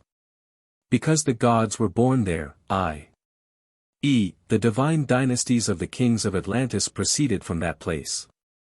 Let geographers and geologists seek for it among that group of islands discovered by Nordenskiold on his Vega voyage in the Arctic regions. 1816. The secret books inform us that the climate has changed in those regions more than once, since the first men inhabited those now almost inaccessible latitudes. They were a paradise before they became hell. The dark Hades of the Greeks, and the cold realm of shades were the Scandinavian hell, the goddess queen of the country of the dead, hold sway deep down in Helheim and Nibelheim. Yet it was the birthplace of Apollo, who was the brightest of gods, in heaven, astronomically, as he was the most enlightened of the divine kings who ruled over the early nations, in his human meaning. The latter fact is borne out in the Iliad, wherein Apollo is said to have appeared 4 times in his own form, as the god of the 4 races, and 6 times in human form. 1817. i.e.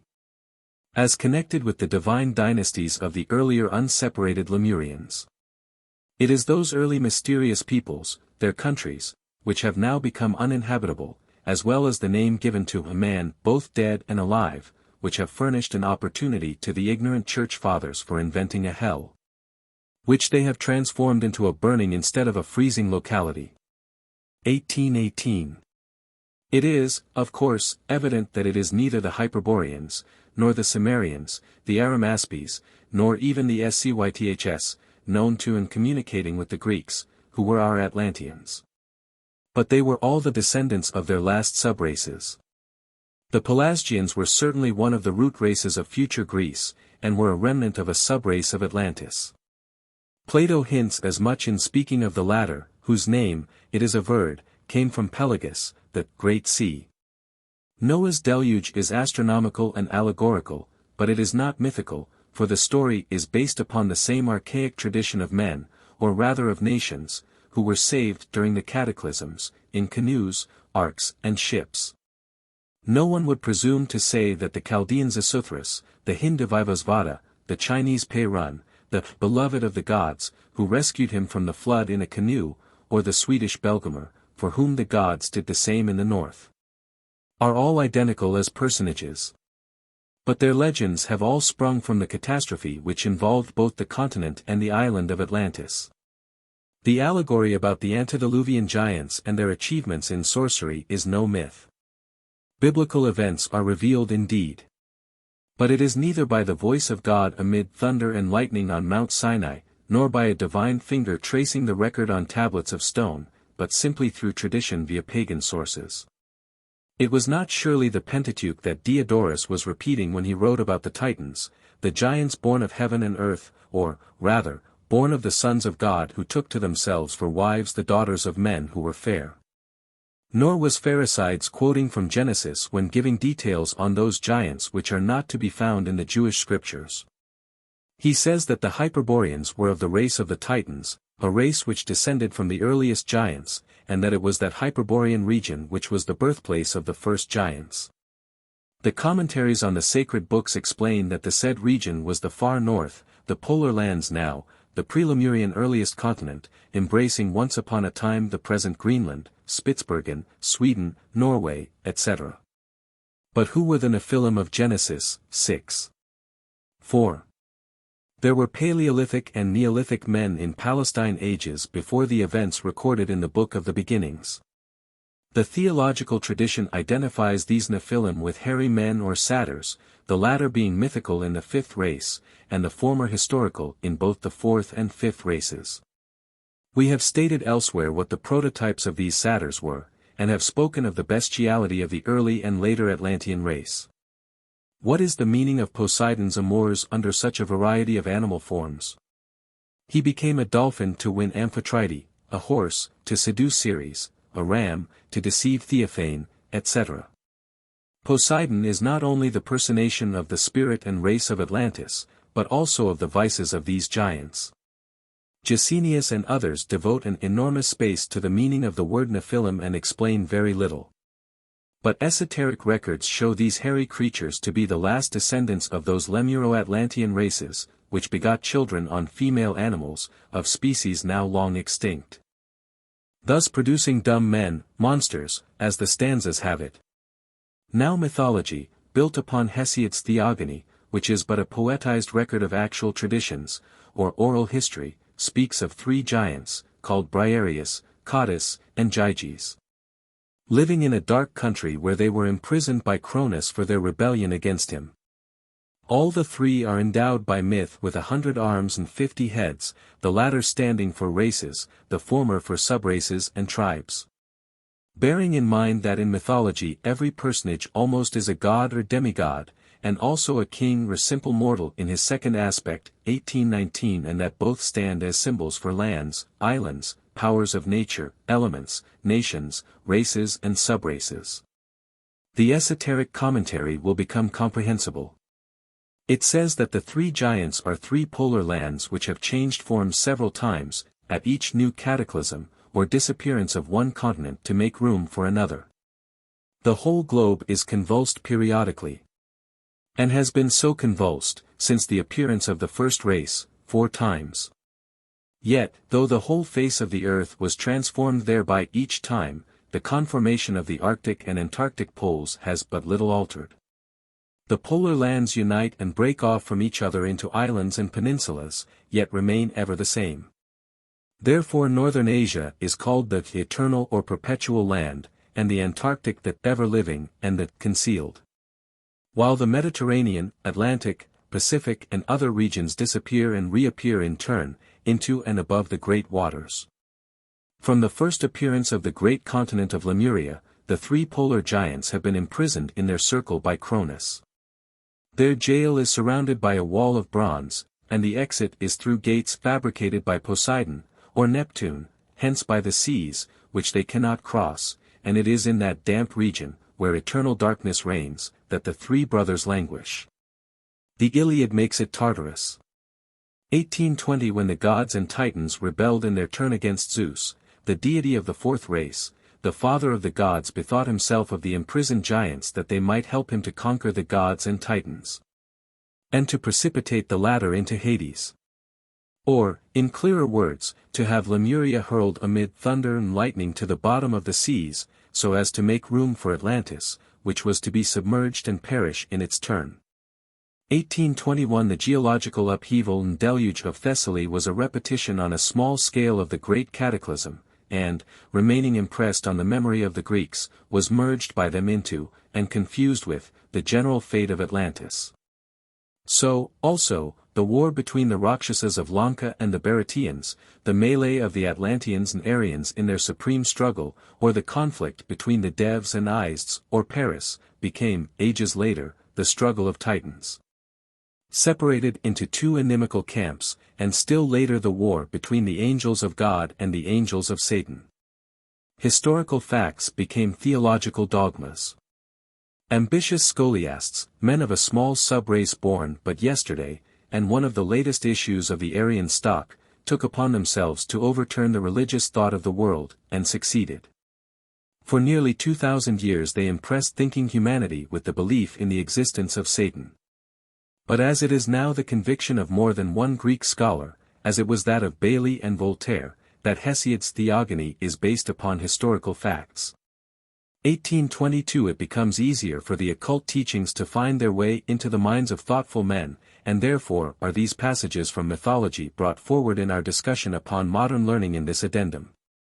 Such symbols as are found in all the exoteric creeds are so many landmarks of prehistoric truths. The sunny, happy land, the primitive cradle of the earliest human races, has become several times since then Hyperborean and Saturnine. 1823 thus showing the golden age and reign of Saturn from multiform aspects. It was many-sided in its character indeed, climatically, ethnologically, and morally. For the third, Lemurian race must be physiologically divided into the early androgynous and the later bisexual race.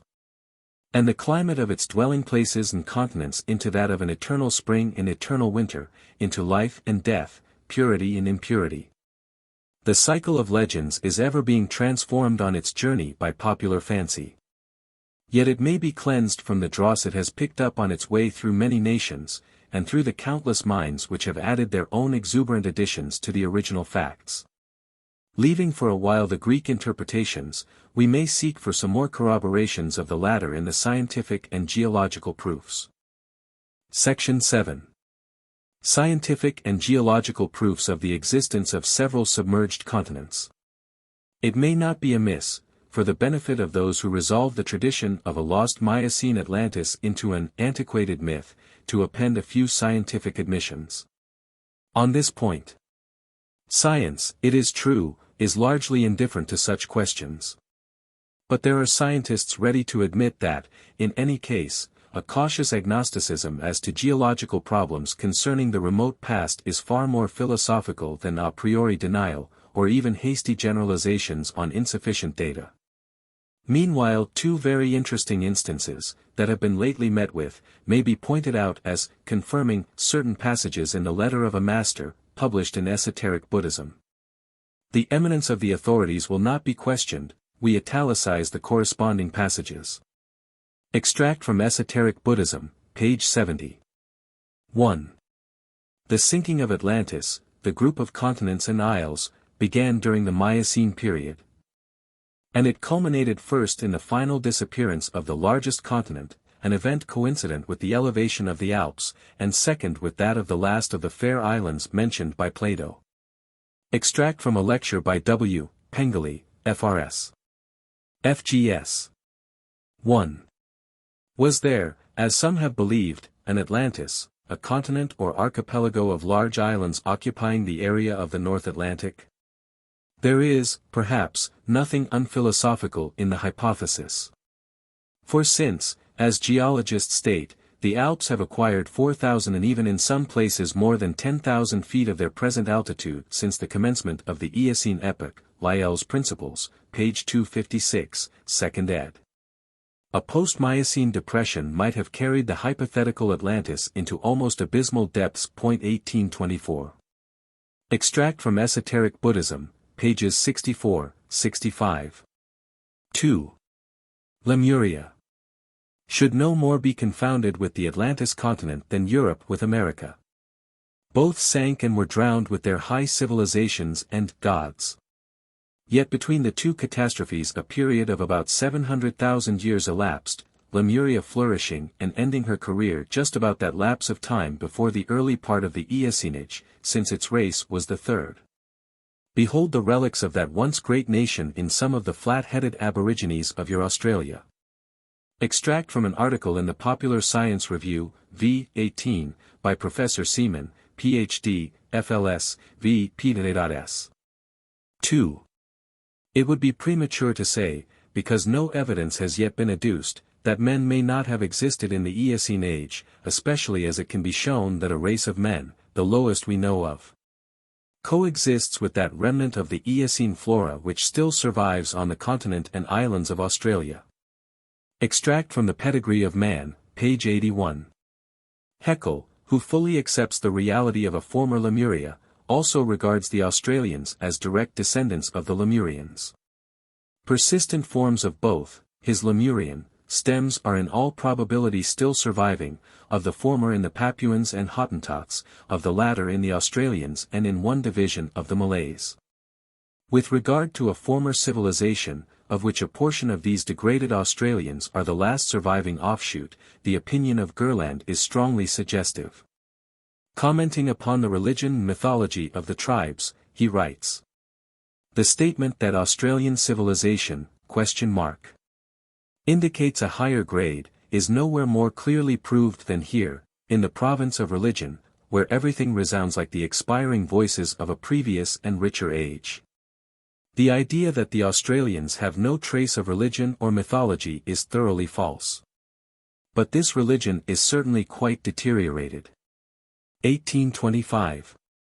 As to Haeckel's view of the relationship between the Australians and the Malays, as two branches of a common stock, he is in error when he classes the Australians with the rest. The Malays and Papuans are a mixed stock, resulting from the intermarriages of the low Atlantean subraces with the seventh subrace of the third root race. Like the Hottentots, they are of indirect Lemuro-Atlantean descent. It is a most suggestive fact, to those concrete thinkers who demand a physical proof of karma, that the lowest races of men are now rapidly dying out. A phenomenon largely due to an extraordinary sterility setting in among the women, from the time that they were first approached by the Europeans. A process of decimation is taking place all over the globe, among those races, whose time is up, among just those stocks, be it remarked, which esoteric philosophy regards as the senile representatives of lost archaic nations. It is inaccurate to maintain that the extinction of a lower race is invariably due to cruelties or abuses perpetrated by colonists. Change of diet, drunkenness, etc., have done much. But those who rely on such data as offering an all-sufficient explanation of the crux, cannot meet the phalanx of facts now so closely arrayed. Even the materialist Lefebvre says, "Nothing can save those that have run their course. It would be necessary to extend their destined cycle. The peoples that have been relatively most spared, those who have defended themselves most valiantly, Hawaiians or Maoris, have been no less decimated than the tribes massacred or tainted by European intrusion. 1826. True. But is not the phenomenon here confirmed, an instance of the operation of cyclic law, difficult to account for on materialist lines? Whence the destined cycle and the order here testified to? Why does this karmic sterility attack and root out certain races at their appointed hour? The answer that it is due to a mental disproportion between the colonizing and aboriginal races is obviously evasive, since it does not explain the sudden checks to fertility which so frequently supervene. The dying out of the Hawaiians, for instance, is one of the most mysterious problems of the day. Ethnology will sooner or later have to recognize, with occultists, that the true solution has to be sought for in a comprehension of the workings of karma. As Lefebvre remarks, "The time is drawing near when there will remain nothing but three great human types. The time is before the sixth root race dawns. The three types are the white, Aryan, fifth root race, the yellow, and the African Negro, with their crossings, Atlanto-European divisions. Redskins, Eskimos, Papuans, Australians, Polynesians, etc., all are dying out. Those who realize that every root race runs through a gamut of 7 subraces with 7 branchlets, etc., will understand the why. The tide wave of incarnating egos has rolled past them to harvest experience in more developed and less senile stocks, and their extinction is hence a karmic necessity. Some extraordinary and unexplained statistics as to race extinction are given by the Cataphages. 1827. No solution, except on occult lines, is able to account for these. But we have digressed from our direct subject. Let us hear now what Professor Huxley has to say on the subject of former Atlantic and Pacific continents. He writes in Nature.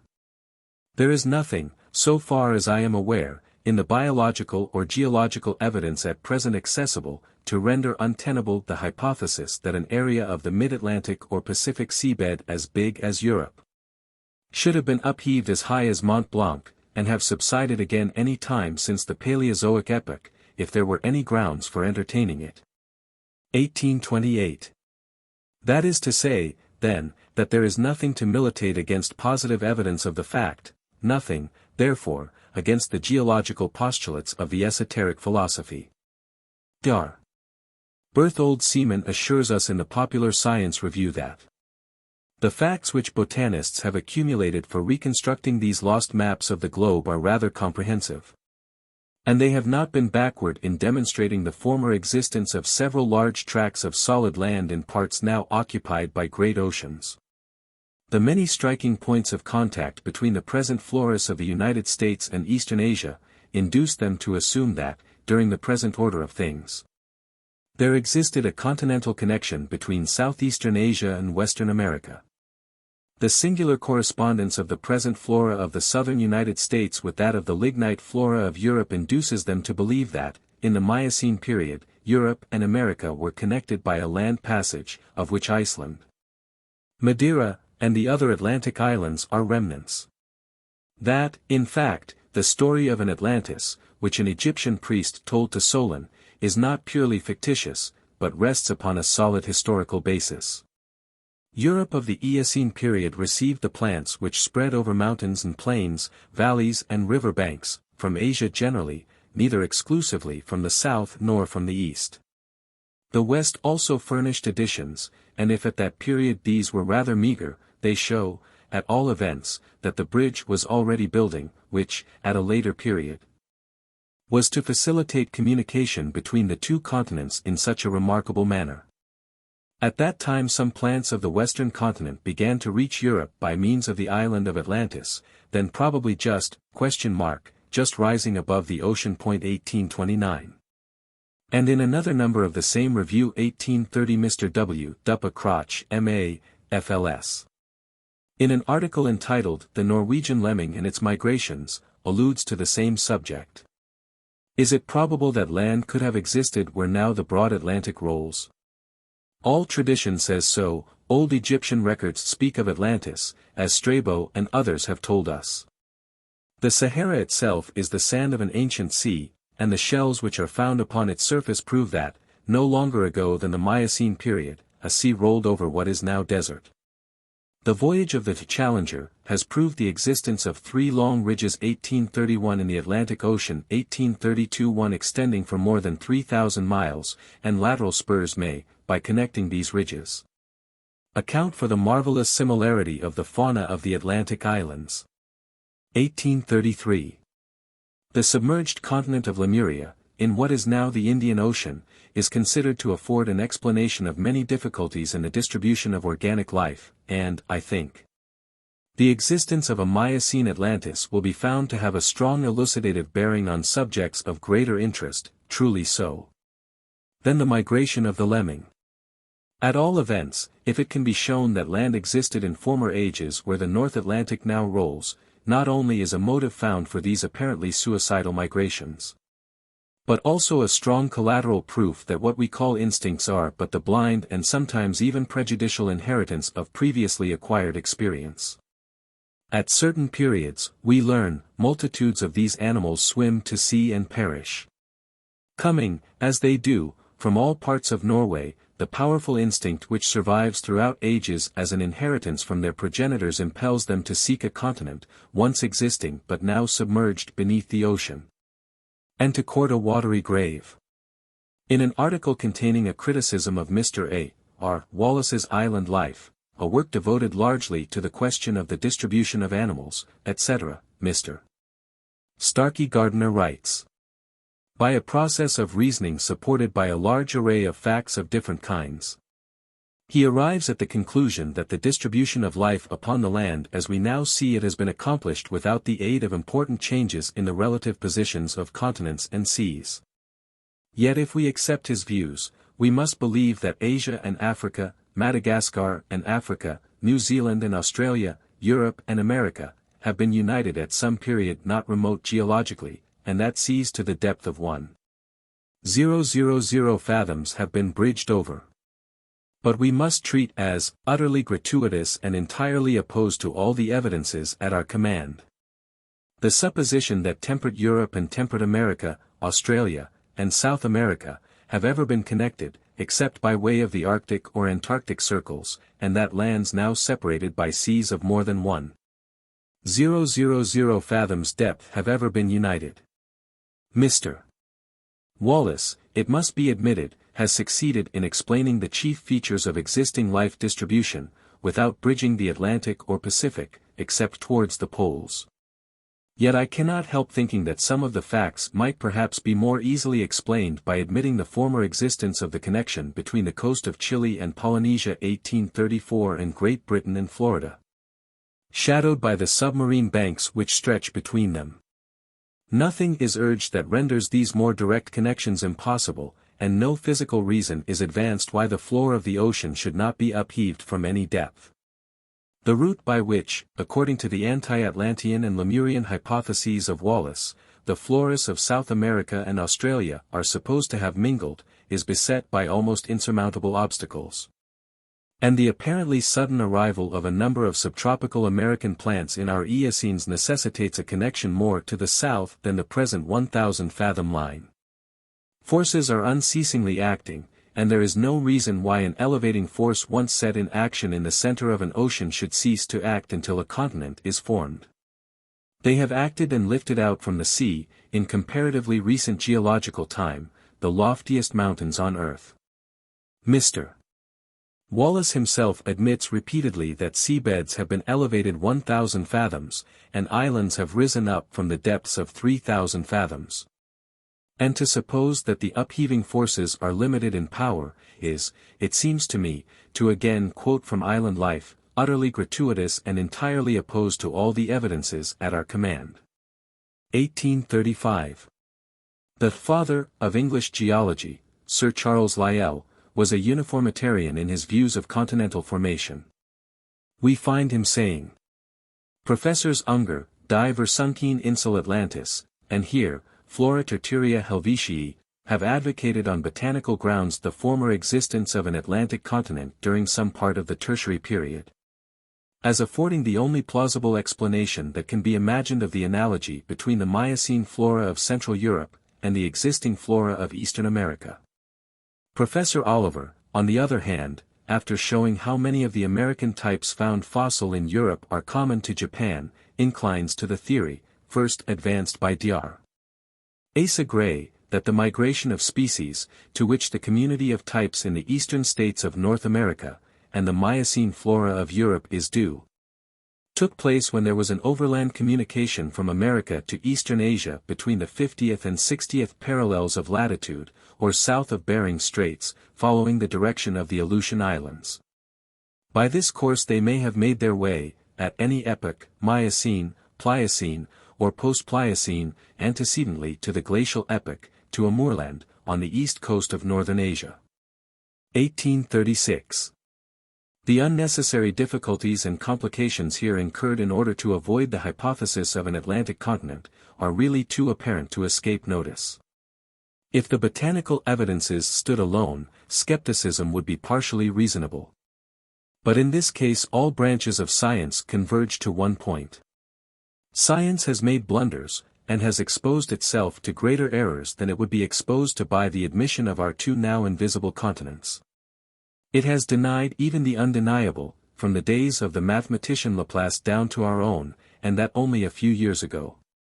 1837 We have Professor Huxley's authority for saying that there is no a priori improbability whatever against possible evidences supporting the belief.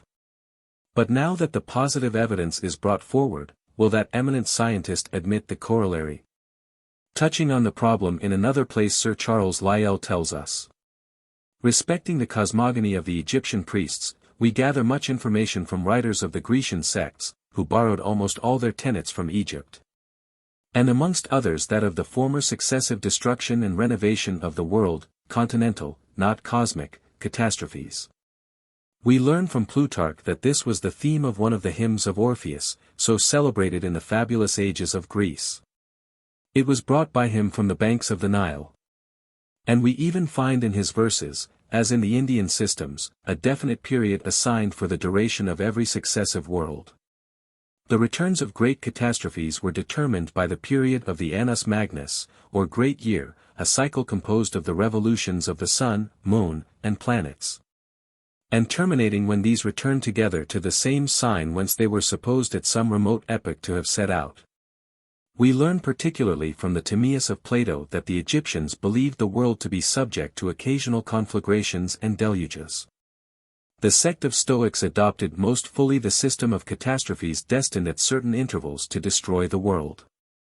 These, they taught, were of two kinds, the cataclysm, or destruction by deluge, which sweeps away the whole human race, and annihilates all the animal and vegetable productions of nature, and the ekpyrosis, or conflagration, which destroys the globe itself, submarine volcanoes.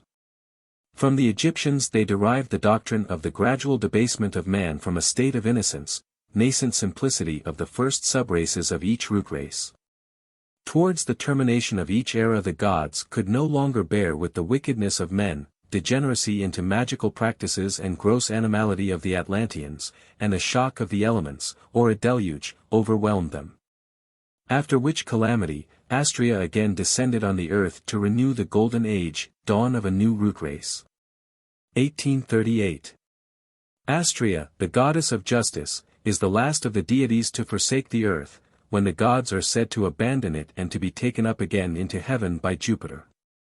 But, no sooner does Zeus carry from earth Ganymedes, the object of lust, personified, than the father of the gods throws down Astrea on the earth again, on which she falls upon her head. Astrea is Virgo, the constellation of the zodiac. Astronomically it has a very plain significance, and one which gives the key to the occult meaning. But it is inseparable from Leo, the sign that precedes it, and from the Pleiades and their sisters, the Hyades, of which Aldebaran is the brilliant leader.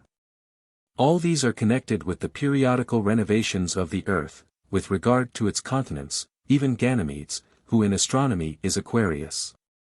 It has already been shown that while the South Pole is the pit, or the infernal regions figuratively and cosmologically, the North Pole is geographically the first continent. While astronomically and metaphorically the celestial pole, with its pole star in heaven, is Meru, or the seat of Brahma, the throne of Jupiter, etc. For in the age when the gods forsook the earth and were said to ascend into heaven, the ecliptic had become parallel with the meridian, and part of the zodiac appeared to descend from the North Pole to the north horizon. Aldebaran was in conjunction then with the sun, as it was 40,000 years ago, at the great festival in commemoration of that Annus Magnus, of which Plutarch spoke. Since that year, 40,000 years ago, there has been a retrograde motion of the equator, and about 31,000 years ago Aldebaran was in conjunction with the vernal equinoctial point. The part assigned to Taurus, even in Christian mysticism, is too well known to need repetition. The famous Orphic hymn on the great periodical cataclysm divulges the whole esotericism of the event. Pluto, in the pit, carries off Eurydice, bitten by the polar serpent. Then Leo, the lion, is vanquished. Now, when the lion is, in the pit, or below the South Pole, then Virgo, as the next sign, follows him, and when her head, down to the waist, is below the southern horizon, she is inverted. On the other hand, the Hyades are the rain or deluge constellations, and Aldebaran, he who follows, or succeeds the daughters of Atlas, or the Pleiades, looks down from the eye of Taurus. It is from this point of the ecliptic that the calculations of the new cycle were commenced.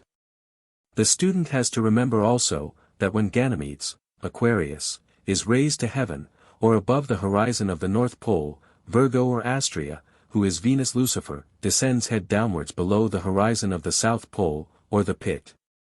Which pit, or the pole, is also the great dragon, or the flood. Let the student exercise his intuition by placing these facts together, no more can be said. Lyell remarks.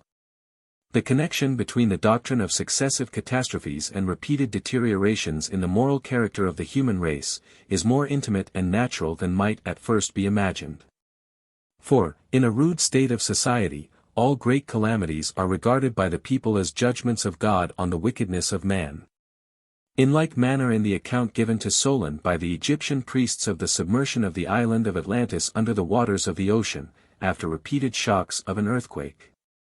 We find that the event happened when Jupiter had seen the moral depravity of the inhabitants. 1839. True, but was it not owing to the fact that all esoteric truths were given out to the public by the initiates of the temples under the guise of allegories? Jupiter is merely the personification of that immutable cyclic law, which arrests the downward tendency of each root race after attaining the zenith of its glory. 1840 We must admit allegorical teaching, unless we hold with Prof. John Fiske's singularly dogmatic opinion that a myth is an explanation by the uncivilized mind, of some natural phenomenon, not an allegory, not an esoteric symbol, for the ingenuity is wasted. Which strives to detect in myths the remnants of a refined primeval science, but an explanation. Primitive men had no profound science to perpetuate by means of allegory, how does Mr. Fiske know? Nor were they such sorry pedants as to talk in riddles when plain language would serve their purpose. 1841. We venture to say the language of the initiated few was far more plain, and their science philosophy far more comprehensive and satisfying alike to the physical and spiritual wants of man, than even the terminology and system elaborated by Mr. Fiske's master, Herbert Spencer. What, however, is Sir Charles Lyell's explanation of the myth? Certainly, he in no way countenances the idea of its astronomical origin, as asserted by some writers. The two interpreters are entirely at variance with one another. Lyell's solution is as follows. A disbeliever in cataclysmal changes from the absence of any reliable historical data on the point, as well as from a strong bias to the uniformitarian conceptions of geologic changes. 1842 He attempts to trace the Atlantis tradition to the following sources. 1. Barbarous tribes connect catastrophes with an avenging God, who is assumed in this way to punish immoral races. 2. Hence the commencement of a new race is logically a virtuous one. 3. The primary source of the geologic basis of the tradition was Asia, a continent subject to violent earthquakes. Exaggerated accounts would thus be handed down the ages. For Egypt, being herself free from earthquakes, nevertheless based her not inconsiderable geologic knowledge on these cataclysmal traditions. An ingenious explanation, as all such are. But proving a negative is proverbially a difficult task. Students of esoteric science, who know what the resources of the Egyptian priesthood really were, need no such labored hypothesis. Moreover, while an imaginative theorist is always able to furnish a reasonable solution of problems which, in one branch of science, seem to necessitate the hypothesis of periodical cataclysmic changes on the surface of our planet, the impartial critic who is not a specialist, will recognize the immense difficulty of explaining away the cumulative evidences, namely, the archaeological, ethnological, geological, traditional, botanical, and even biological, in favor of former continents now submerged. When each science is fighting for its own hand, the cumulative force of the evidence is almost invariably lost sight of. In the Theosophist we wrote, we have as evidence the most ancient traditions of various and wide-separated peoples, legends in India, in ancient Greece, Madagascar, Sumatra, Java, and all the principal isles of Polynesia, as well as the legends of both Americas. Among savages, and in the traditions of the richest literature in the world, the Sanskrit literature of India, there is an agreement in saying, that, ages ago, there existed in the Pacific Ocean, a large continent. which by a geological upheaval was engulfed by the sea 1843, Lemuria. And it is our firm belief, that most, if not all, of the islands from the Malayan archipelago to Polynesia, are fragments of that once immense submerged continent. Both Malacca and Polynesia, which lie at the two extremities of the ocean, and which, since the memory of man, never had nor could have any intercourse with, or even a knowledge of each other, have yet a tradition common to all the islands and islets, that their respective countries extended far, far into the sea. That there were in the world but two immense continents, one inhabited by yellow, the other by dark men, and that the ocean, by command of the gods, and to punish them for their incessant quarreling, swallowed them up. Notwithstanding the geographical fact that New Zealand, and Sandwich and Easter Islands, are at a distance from each other of between 800 and 1,000 leagues, and that, according to every testimony, neither these nor any other intermediate islands. For instance, the Marquesan, Society, Fiji, Tahitian, Samoan, and other islands, could, since they became islands, ignorant as their people were of the compass, have communicated with each other before the arrival of Europeans. Yet they one and all maintain that their respective countries extended far toward the west, on the Asian side. Moreover, with very small differences, they all speak dialects evidently of the same language, and understand each other with little difficulty, have the same religious beliefs and superstitions, and pretty much the same customs. And as few of the Polynesian islands were discovered earlier than a century ago, and the Pacific Ocean itself was unknown to Europe until the days of Columbus. And these islanders have never ceased repeating the same old traditions since the Europeans first set foot on their shores, it seems to us a logical inference that our theory is nearer to the truth than any other. Chance would have to change its name and meaning, were all this due but to chance alone. 1844. Professor Schmidt, writing in defense of the hypothesis of a former Lemuria, declares, "A great series of animal geographical facts is explicable only on the hypothesis of the former existence of a southern continent of which the Australian mainland is a remnant. The distribution of species points to the vanished land of the south, where perhaps the home of the progenitors of the Maki of Madagascar may also be looked for. 1845. Mr. R. Wallace, in his Malay archipelago, arrives at the following conclusion after a review of the mass of evidence at hand. The inference that we must draw from these facts is undoubtedly that the whole of the islands eastwards beyond Java and Borneo do essentially form a part of a former Australian or Pacific continent, although some of them may never have been actually joined to it. This continent must have been broken up not only before the western islands were separated from Asia, but probably before the extreme southeastern portion of Asia was raised above the waters of the ocean. For a great part of the land of Borneo and Java is known to be geologically of quite recent formation. 1846. According to Haeckel, probably southern Asia itself was not the earliest cradle of the human race, but Lemuria, a continent that lay to the south of Asia, and sank later on beneath the surface of the Indian Ocean. 1847. In one sense Haeckel is right as to Lemuria, the cradle of the human race. That continent was the home of the first physical human stock, the later third-race men. Previous to that epoch the races were far less consolidated and physiologically quite different. Haeckel makes Lemuria extend from Sunda Island to Africa and Madagascar and eastwards to Upper India.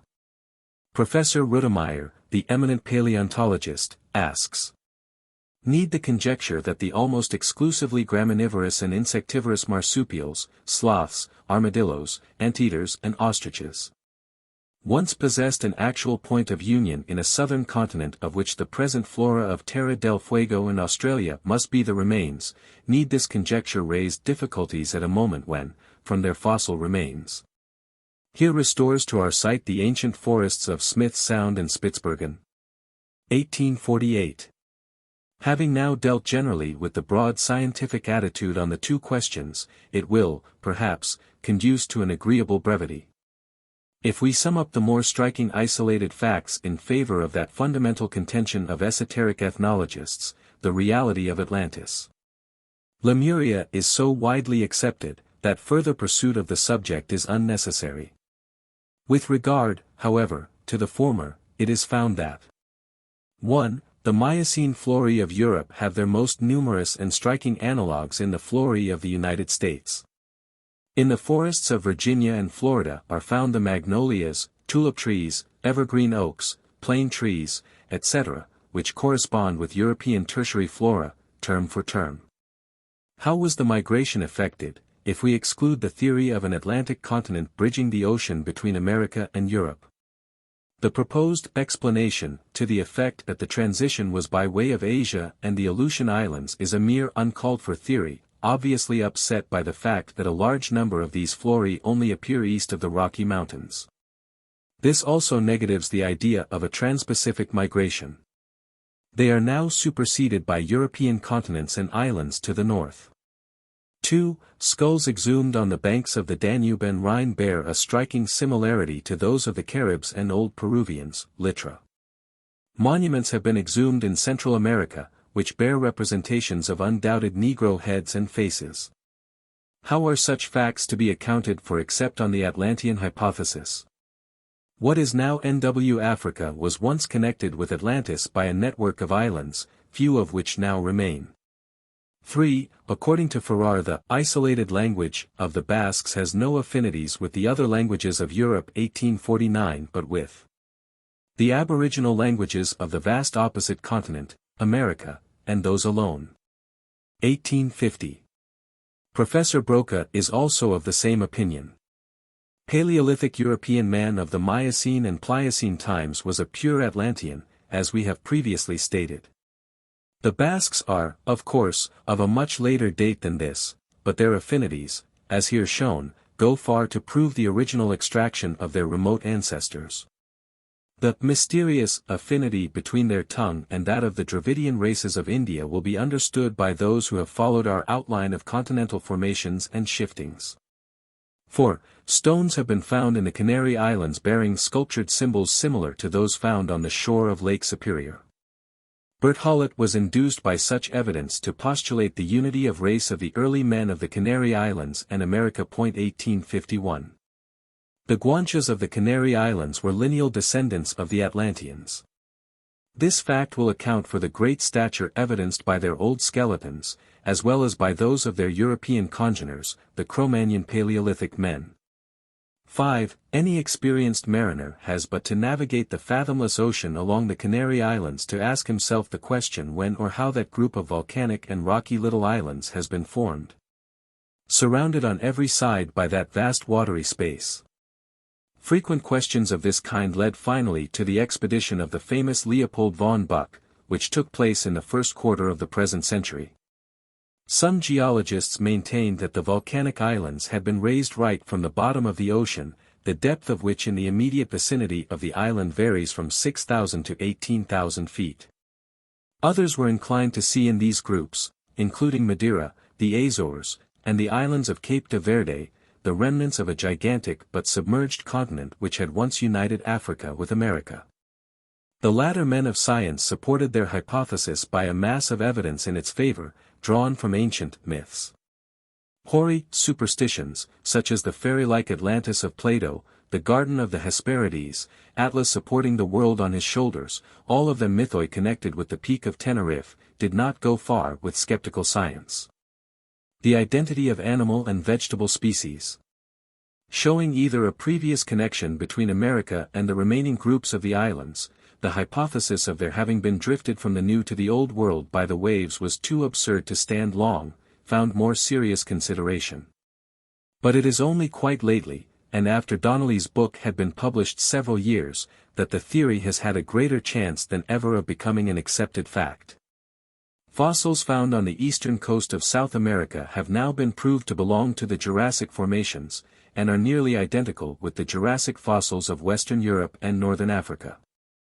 The geological structure of both coasts is also almost identical. The resemblance between the smaller marine animals dwelling in the more shallow waters of the South American, the Western African, and the South European coasts, is also very great.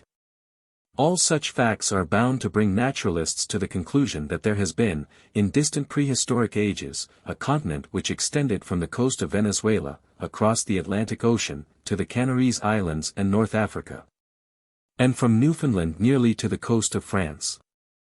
6. The great resemblance between the Jurassic fossils of South America, North Africa, and Western Europe is a striking enough fact in itself, and admits of no explanation, unless the ocean is bridged with an Atlantis. But why, also, is there so marked a similarity between the fauna of the, now, isolated Atlantic islands? Why did the specimens of Brazilian fauna dredged up by Sir C. Wyville Thomson resemble those of Western Europe? Why does a resemblance exist between many of the West African and West Indian animal groups? Again, when the animals and plants of the Old and New World are compared, one cannot but be struck with their identity. All, or nearly all, belong to the same genera, while many, even of the species, are common to both continents, indicating that they radiated from a common center, Atlantis, point 1852. The horse, according to science, originated in America. At least, a large proportion of the once missing links connecting it with inferior forms have been exhumed from American strata. How did the horse penetrate into Europe and Asia, if no land communication bridged the oceanic interspaces? Or if it is asserted that the horse originated in the Old World, how did such forms as the Hipparion, etc., get into America in the first instance on the migration hypothesis? Again, Buffon had remarked the repetition of the African in the American fauna, how, for example, the llama is a juvenescent and feeble copy of the camel, and how the puma of the New represents the lion of the Old World. 1853. 7. The following quotation runs with no 2, but its significance is such and the writer cited is so authoritative, that it deserves a place to itself. With regard to the primitive dolichocephaly of America, I entertain a hypothesis still more bold, namely, that they are nearly related to the Guanches of the Canary Islands, and to the Atlantic populations of Africa, the Moors, Tuareg, Copts, which Latham comprises under the name of Egyptian Atlantidae. We find one and the same form of skull in the Canary Islands, in front of the African coast, and in the Carib Islands, on the opposite coast which faces Africa. The color of the skin on both sides of the Atlantic is represented in these populations as being of a reddish-brown. 1854. If, then, Basques and Cro-Magnon cavemen are of the same race as the Canaries Guanches, it follows that the former are also allied to the aborigines of America. This is the conclusion necessitated by the independent investigations of Retzius, Virchow, and Decatophages. The Atlantean affinities of these three types become patent. 8. The sea soundings undertaken by HMS Challenger and the Dolphin have established the fact that a huge elevation some 3,000 miles in length, projecting upwards from the abysmal depths of the Atlantic, extends from a point near the British Islands southwards, curving round near Cape de Verde, and running in a southeasterly direction along the West African coast. This elevation averages some 9,000 feet in height, and rises above the waves at the Azores, Ascension, and other places. In the ocean depths around the neighborhood of the former the ribs of a once massive piece of land have been discovered. 1855. The inequalities, the mountains and valleys of its surface could never have been produced in accordance with any known laws for the deposition of sediment, nor by submarine elevation. But, on the contrary, must have been carved by agencies acting above the water level. 1856. It is most probable that necks of land formerly existed knitting Atlantis to South America, somewhere above the mouth of the Amazon, to Africa near Cape de Verde, while a similar point of juncture with Spain is not unlikely. As contended for by Donnelly. 1857. Whether the latter existed or not, is of no consequence, in view of the fact that what is now NW Africa was, before the elevation of the Sahara and the rupture of the Gibraltar connection, an extension of Spain. Consequently no difficulty can be raised as to how the migration of the European fauna, etc., took place. Enough has now been said from the purely scientific standpoint, and it is needless, in view of the manner in which the subject has already been developed on the lines of esoteric knowledge, to swell the mass of testimony further. In conclusion, the words of one of the most intuitive writers of the day may be cited as admirably illustrative of the opinions of the occultist, who awaits in patience the dawn of the coming day. We are but beginning to understand the past. 100 years ago the world knew nothing of Pompeii or Herculaneum, nothing of the lingual tie that binds together the Indo-European nations, nothing of the significance of the vast volume of inscriptions upon the tombs and temples of Egypt. Nothing of the meaning of the arrow-headed inscriptions of Babylon. Nothing of the marvelous civilizations revealed in the remains of Yucatan, Mexico, and Peru. We are on the threshold. Scientific investigation is advancing with giant strides. Who shall say that 100 years from now, the great museums of the world may not be adorned with gems, statues, arms, and implements from Atlantis, while the libraries of the world shall contain translations of its inscriptions, throwing new light upon all the past history of the human race, and all the great problems which now perplex the thinkers of today. 1858. And now to conclude. We have concerned ourselves with the ancient records of the nations, with the doctrine of chronological and psychic cycles, of which these records are the tangible proof. And with many other subjects, which may, at first sight, seem out of place in this volume. But they are necessary in truth. In dealing with the secret annals and traditions of so many nations, whose very origins have never been ascertained on more secure grounds than inferential suppositions, in giving out the beliefs and philosophy of more than prehistoric races. It is not quite as easy to deal with the subject matter as it would be if only the philosophy and evolution of one special race were concerned. The secret doctrine was the common property of the countless millions of men born under various climates, in times with which history refuses to deal, and to which esoteric teachings assign dates incompatible with the theories of geology and anthropology. The birth and evolution of the sacred science of the past are lost in the very night of time, and that even which is historic, i.e., that which is found scattered hither and thither throughout ancient classical literature, is, in almost every case, attributed by modern criticism to lack of observation in the ancient writers, or to superstition born out of the ignorance of antiquity. It is, therefore, impossible to treat this subject as one would the ordinary evolution of an art or science in some well-known historical nation. It is only by bringing before the reader an abundance of proofs all tending to show that in every age, under every condition of civilization and knowledge, the educated classes of every nation made themselves the more or less faithful echoes of one identical system and its fundamental traditions, that he can be made to see that so many streams of the same water must have had a common source from which they started. What was this source? If coming events are said to cast their shadows before, past events cannot fail to leave their impress behind them. It is, then, by those shadows of the hoary past and their fantastic silhouettes on the external screen of every religion and philosophy, that we can, by checking them as we go along and comparing them, trace out finally the body that produced them. There must be truth and fact in that which every people of antiquity accepted and made the foundation of its religions and its faith. Moreover, as Halliburton said, "Hear one side, and you will be in the dark, hear both sides, and all will be clear." The public has hitherto had access to, and has heard but one side, or rather the one-sided views of two diametrically opposed classes of men, whose prima facie propositions or respective premises differ widely, but whose final conclusions are the same, the men of science and theology. And now our readers have an opportunity of hearing the other, and so of learning the defendant's justification and the nature of our arguments. If the public is to be left to its old opinions, namely, on one side, that occultism, magic, the legends of old etc., are all the outcome of ignorance and superstition, and on the other, that everything outside the orthodox groove is the work of the devil, what will be the result? In other words, had no theosophical and mystic literature obtained a hearing for the last few years, the present work would have had but a poor chance of impartial consideration. It would have been proclaimed, and by many will still be proclaimed, a fairy tale woven out of abstruse problems, poised in, and based on the air.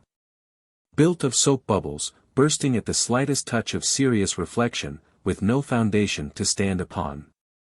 Even the ancient, superstitious and credulous, classical writers have no word of reference to it in clear and unmistakable terms, and the symbols themselves fail to yield a hint of the existence of such a system.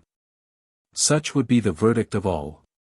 But when it becomes undeniably proven that the claim of the modern Asiatic nations to a secret science and an esoteric history of the world is based on fact, that though hitherto unknown to the masses and a veiled mystery even to the learned, because they have never had the key to a right understanding of the abundant hints thrown out by the ancient classics, it is still no fairy tale, but an actuality.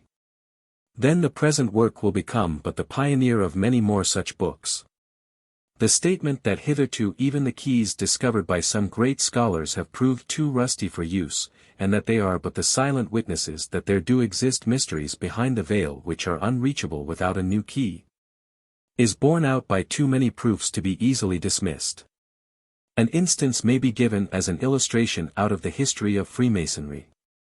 In his Maçonnerie occult, Ragan, an illustrious and learned Belgian Mason, rightly or wrongly reproaches the English Masons with having materialized and dishonored Masonry, once based upon the ancient mysteries, by adopting, owing to a mistaken notion of the origin of the craft, the name of Freemasonry and Freemasons.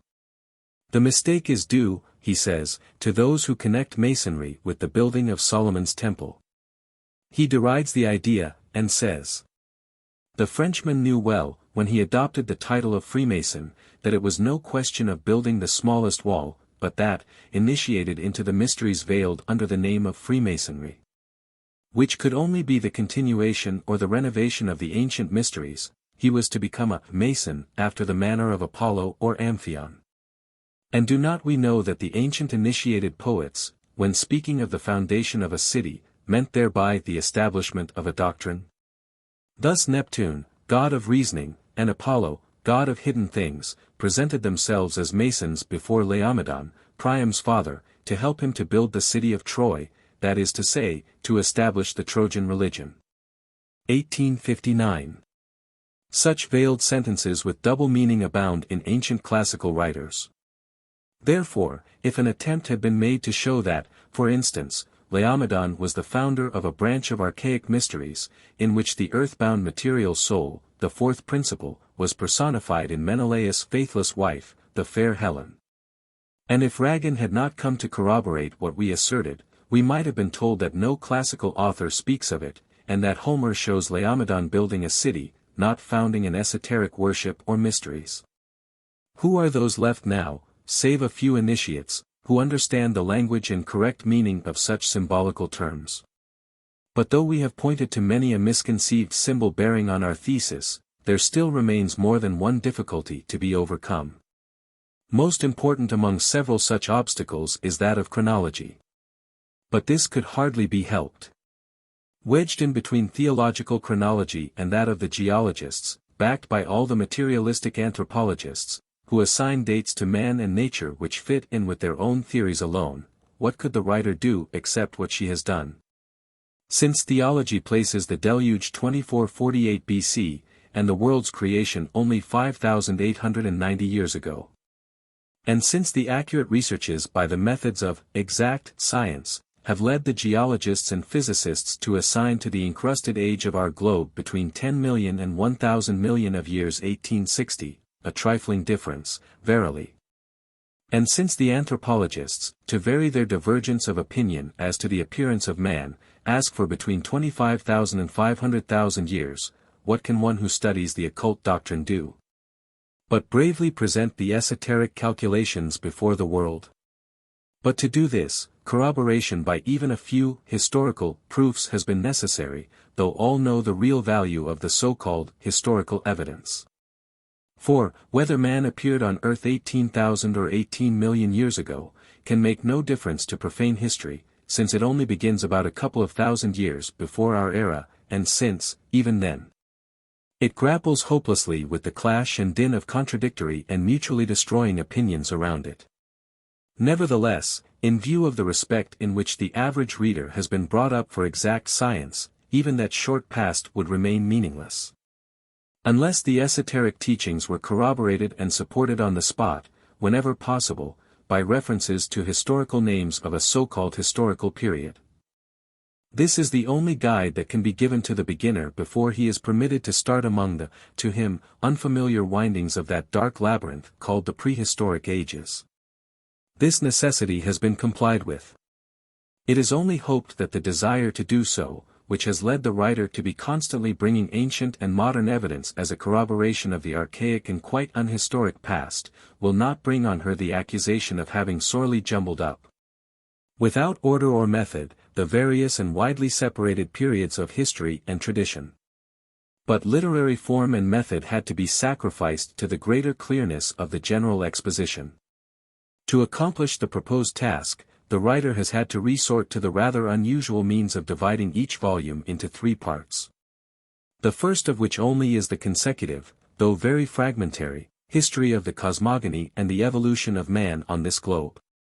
In treating of cosmogony and then of the anthropogenesis of mankind, it was necessary to show that on religion, from the very earliest, has ever been based entirely on fiction, that none was the object of special revelation, and that it is dogma alone which has ever been killing primeval truth. Finally, that no human-born doctrine, no creed, however sanctified by custom and antiquity, can compare in sacredness with the religion of nature. The key of wisdom that unlocks the massive gates leading to the arcana of the innermost sanctuaries can be found hidden in her bosom only, and that bosom is in the countries pointed to by the great seer of the past century, Emanuel Swedenborg. There lies the heart of nature, that shrine whence issued the early races of primeval humanity, and which is the cradle of physical man. Thus far have proceeded the rough outlines of the beliefs and tenets of the archaic, earliest races, contained in their hitherto secret scriptural records. But our explanations are by no means complete, nor do they pretend to give out the full text, or to have been read by the help of more than 3 or 4 keys out of the sevenfold bunch of esoteric interpretation. And even this has only been partially accomplished. The work is too gigantic for any one person to undertake, far more to accomplish. Our main concern has been simply to prepare the soil. This, we trust we have done. These 2 volumes only constitute the work of a pioneer who has forced his way into the well-nigh impenetrable jungle of the virgin forests of the land of the occult. A commencement has been made in felling and uprooting the deadly upas trees of superstition, prejudice, and conceited ignorance, so that these 2 volumes should form for the student a fitting prelude for other works. Until the rubbish of the ages is cleared away from the minds of the theosophists to whom these pages are dedicated, it is impossible that the more practical teaching contained in the 3rd volume should be understood. Consequently, it entirely depends upon the reception with which volumes 1 and 2 shall meet at the hands of theosophists and mystics, whether the last volume will ever be published. Satyat Nasti Paro Dharma. There is no religion higher than truth. The end.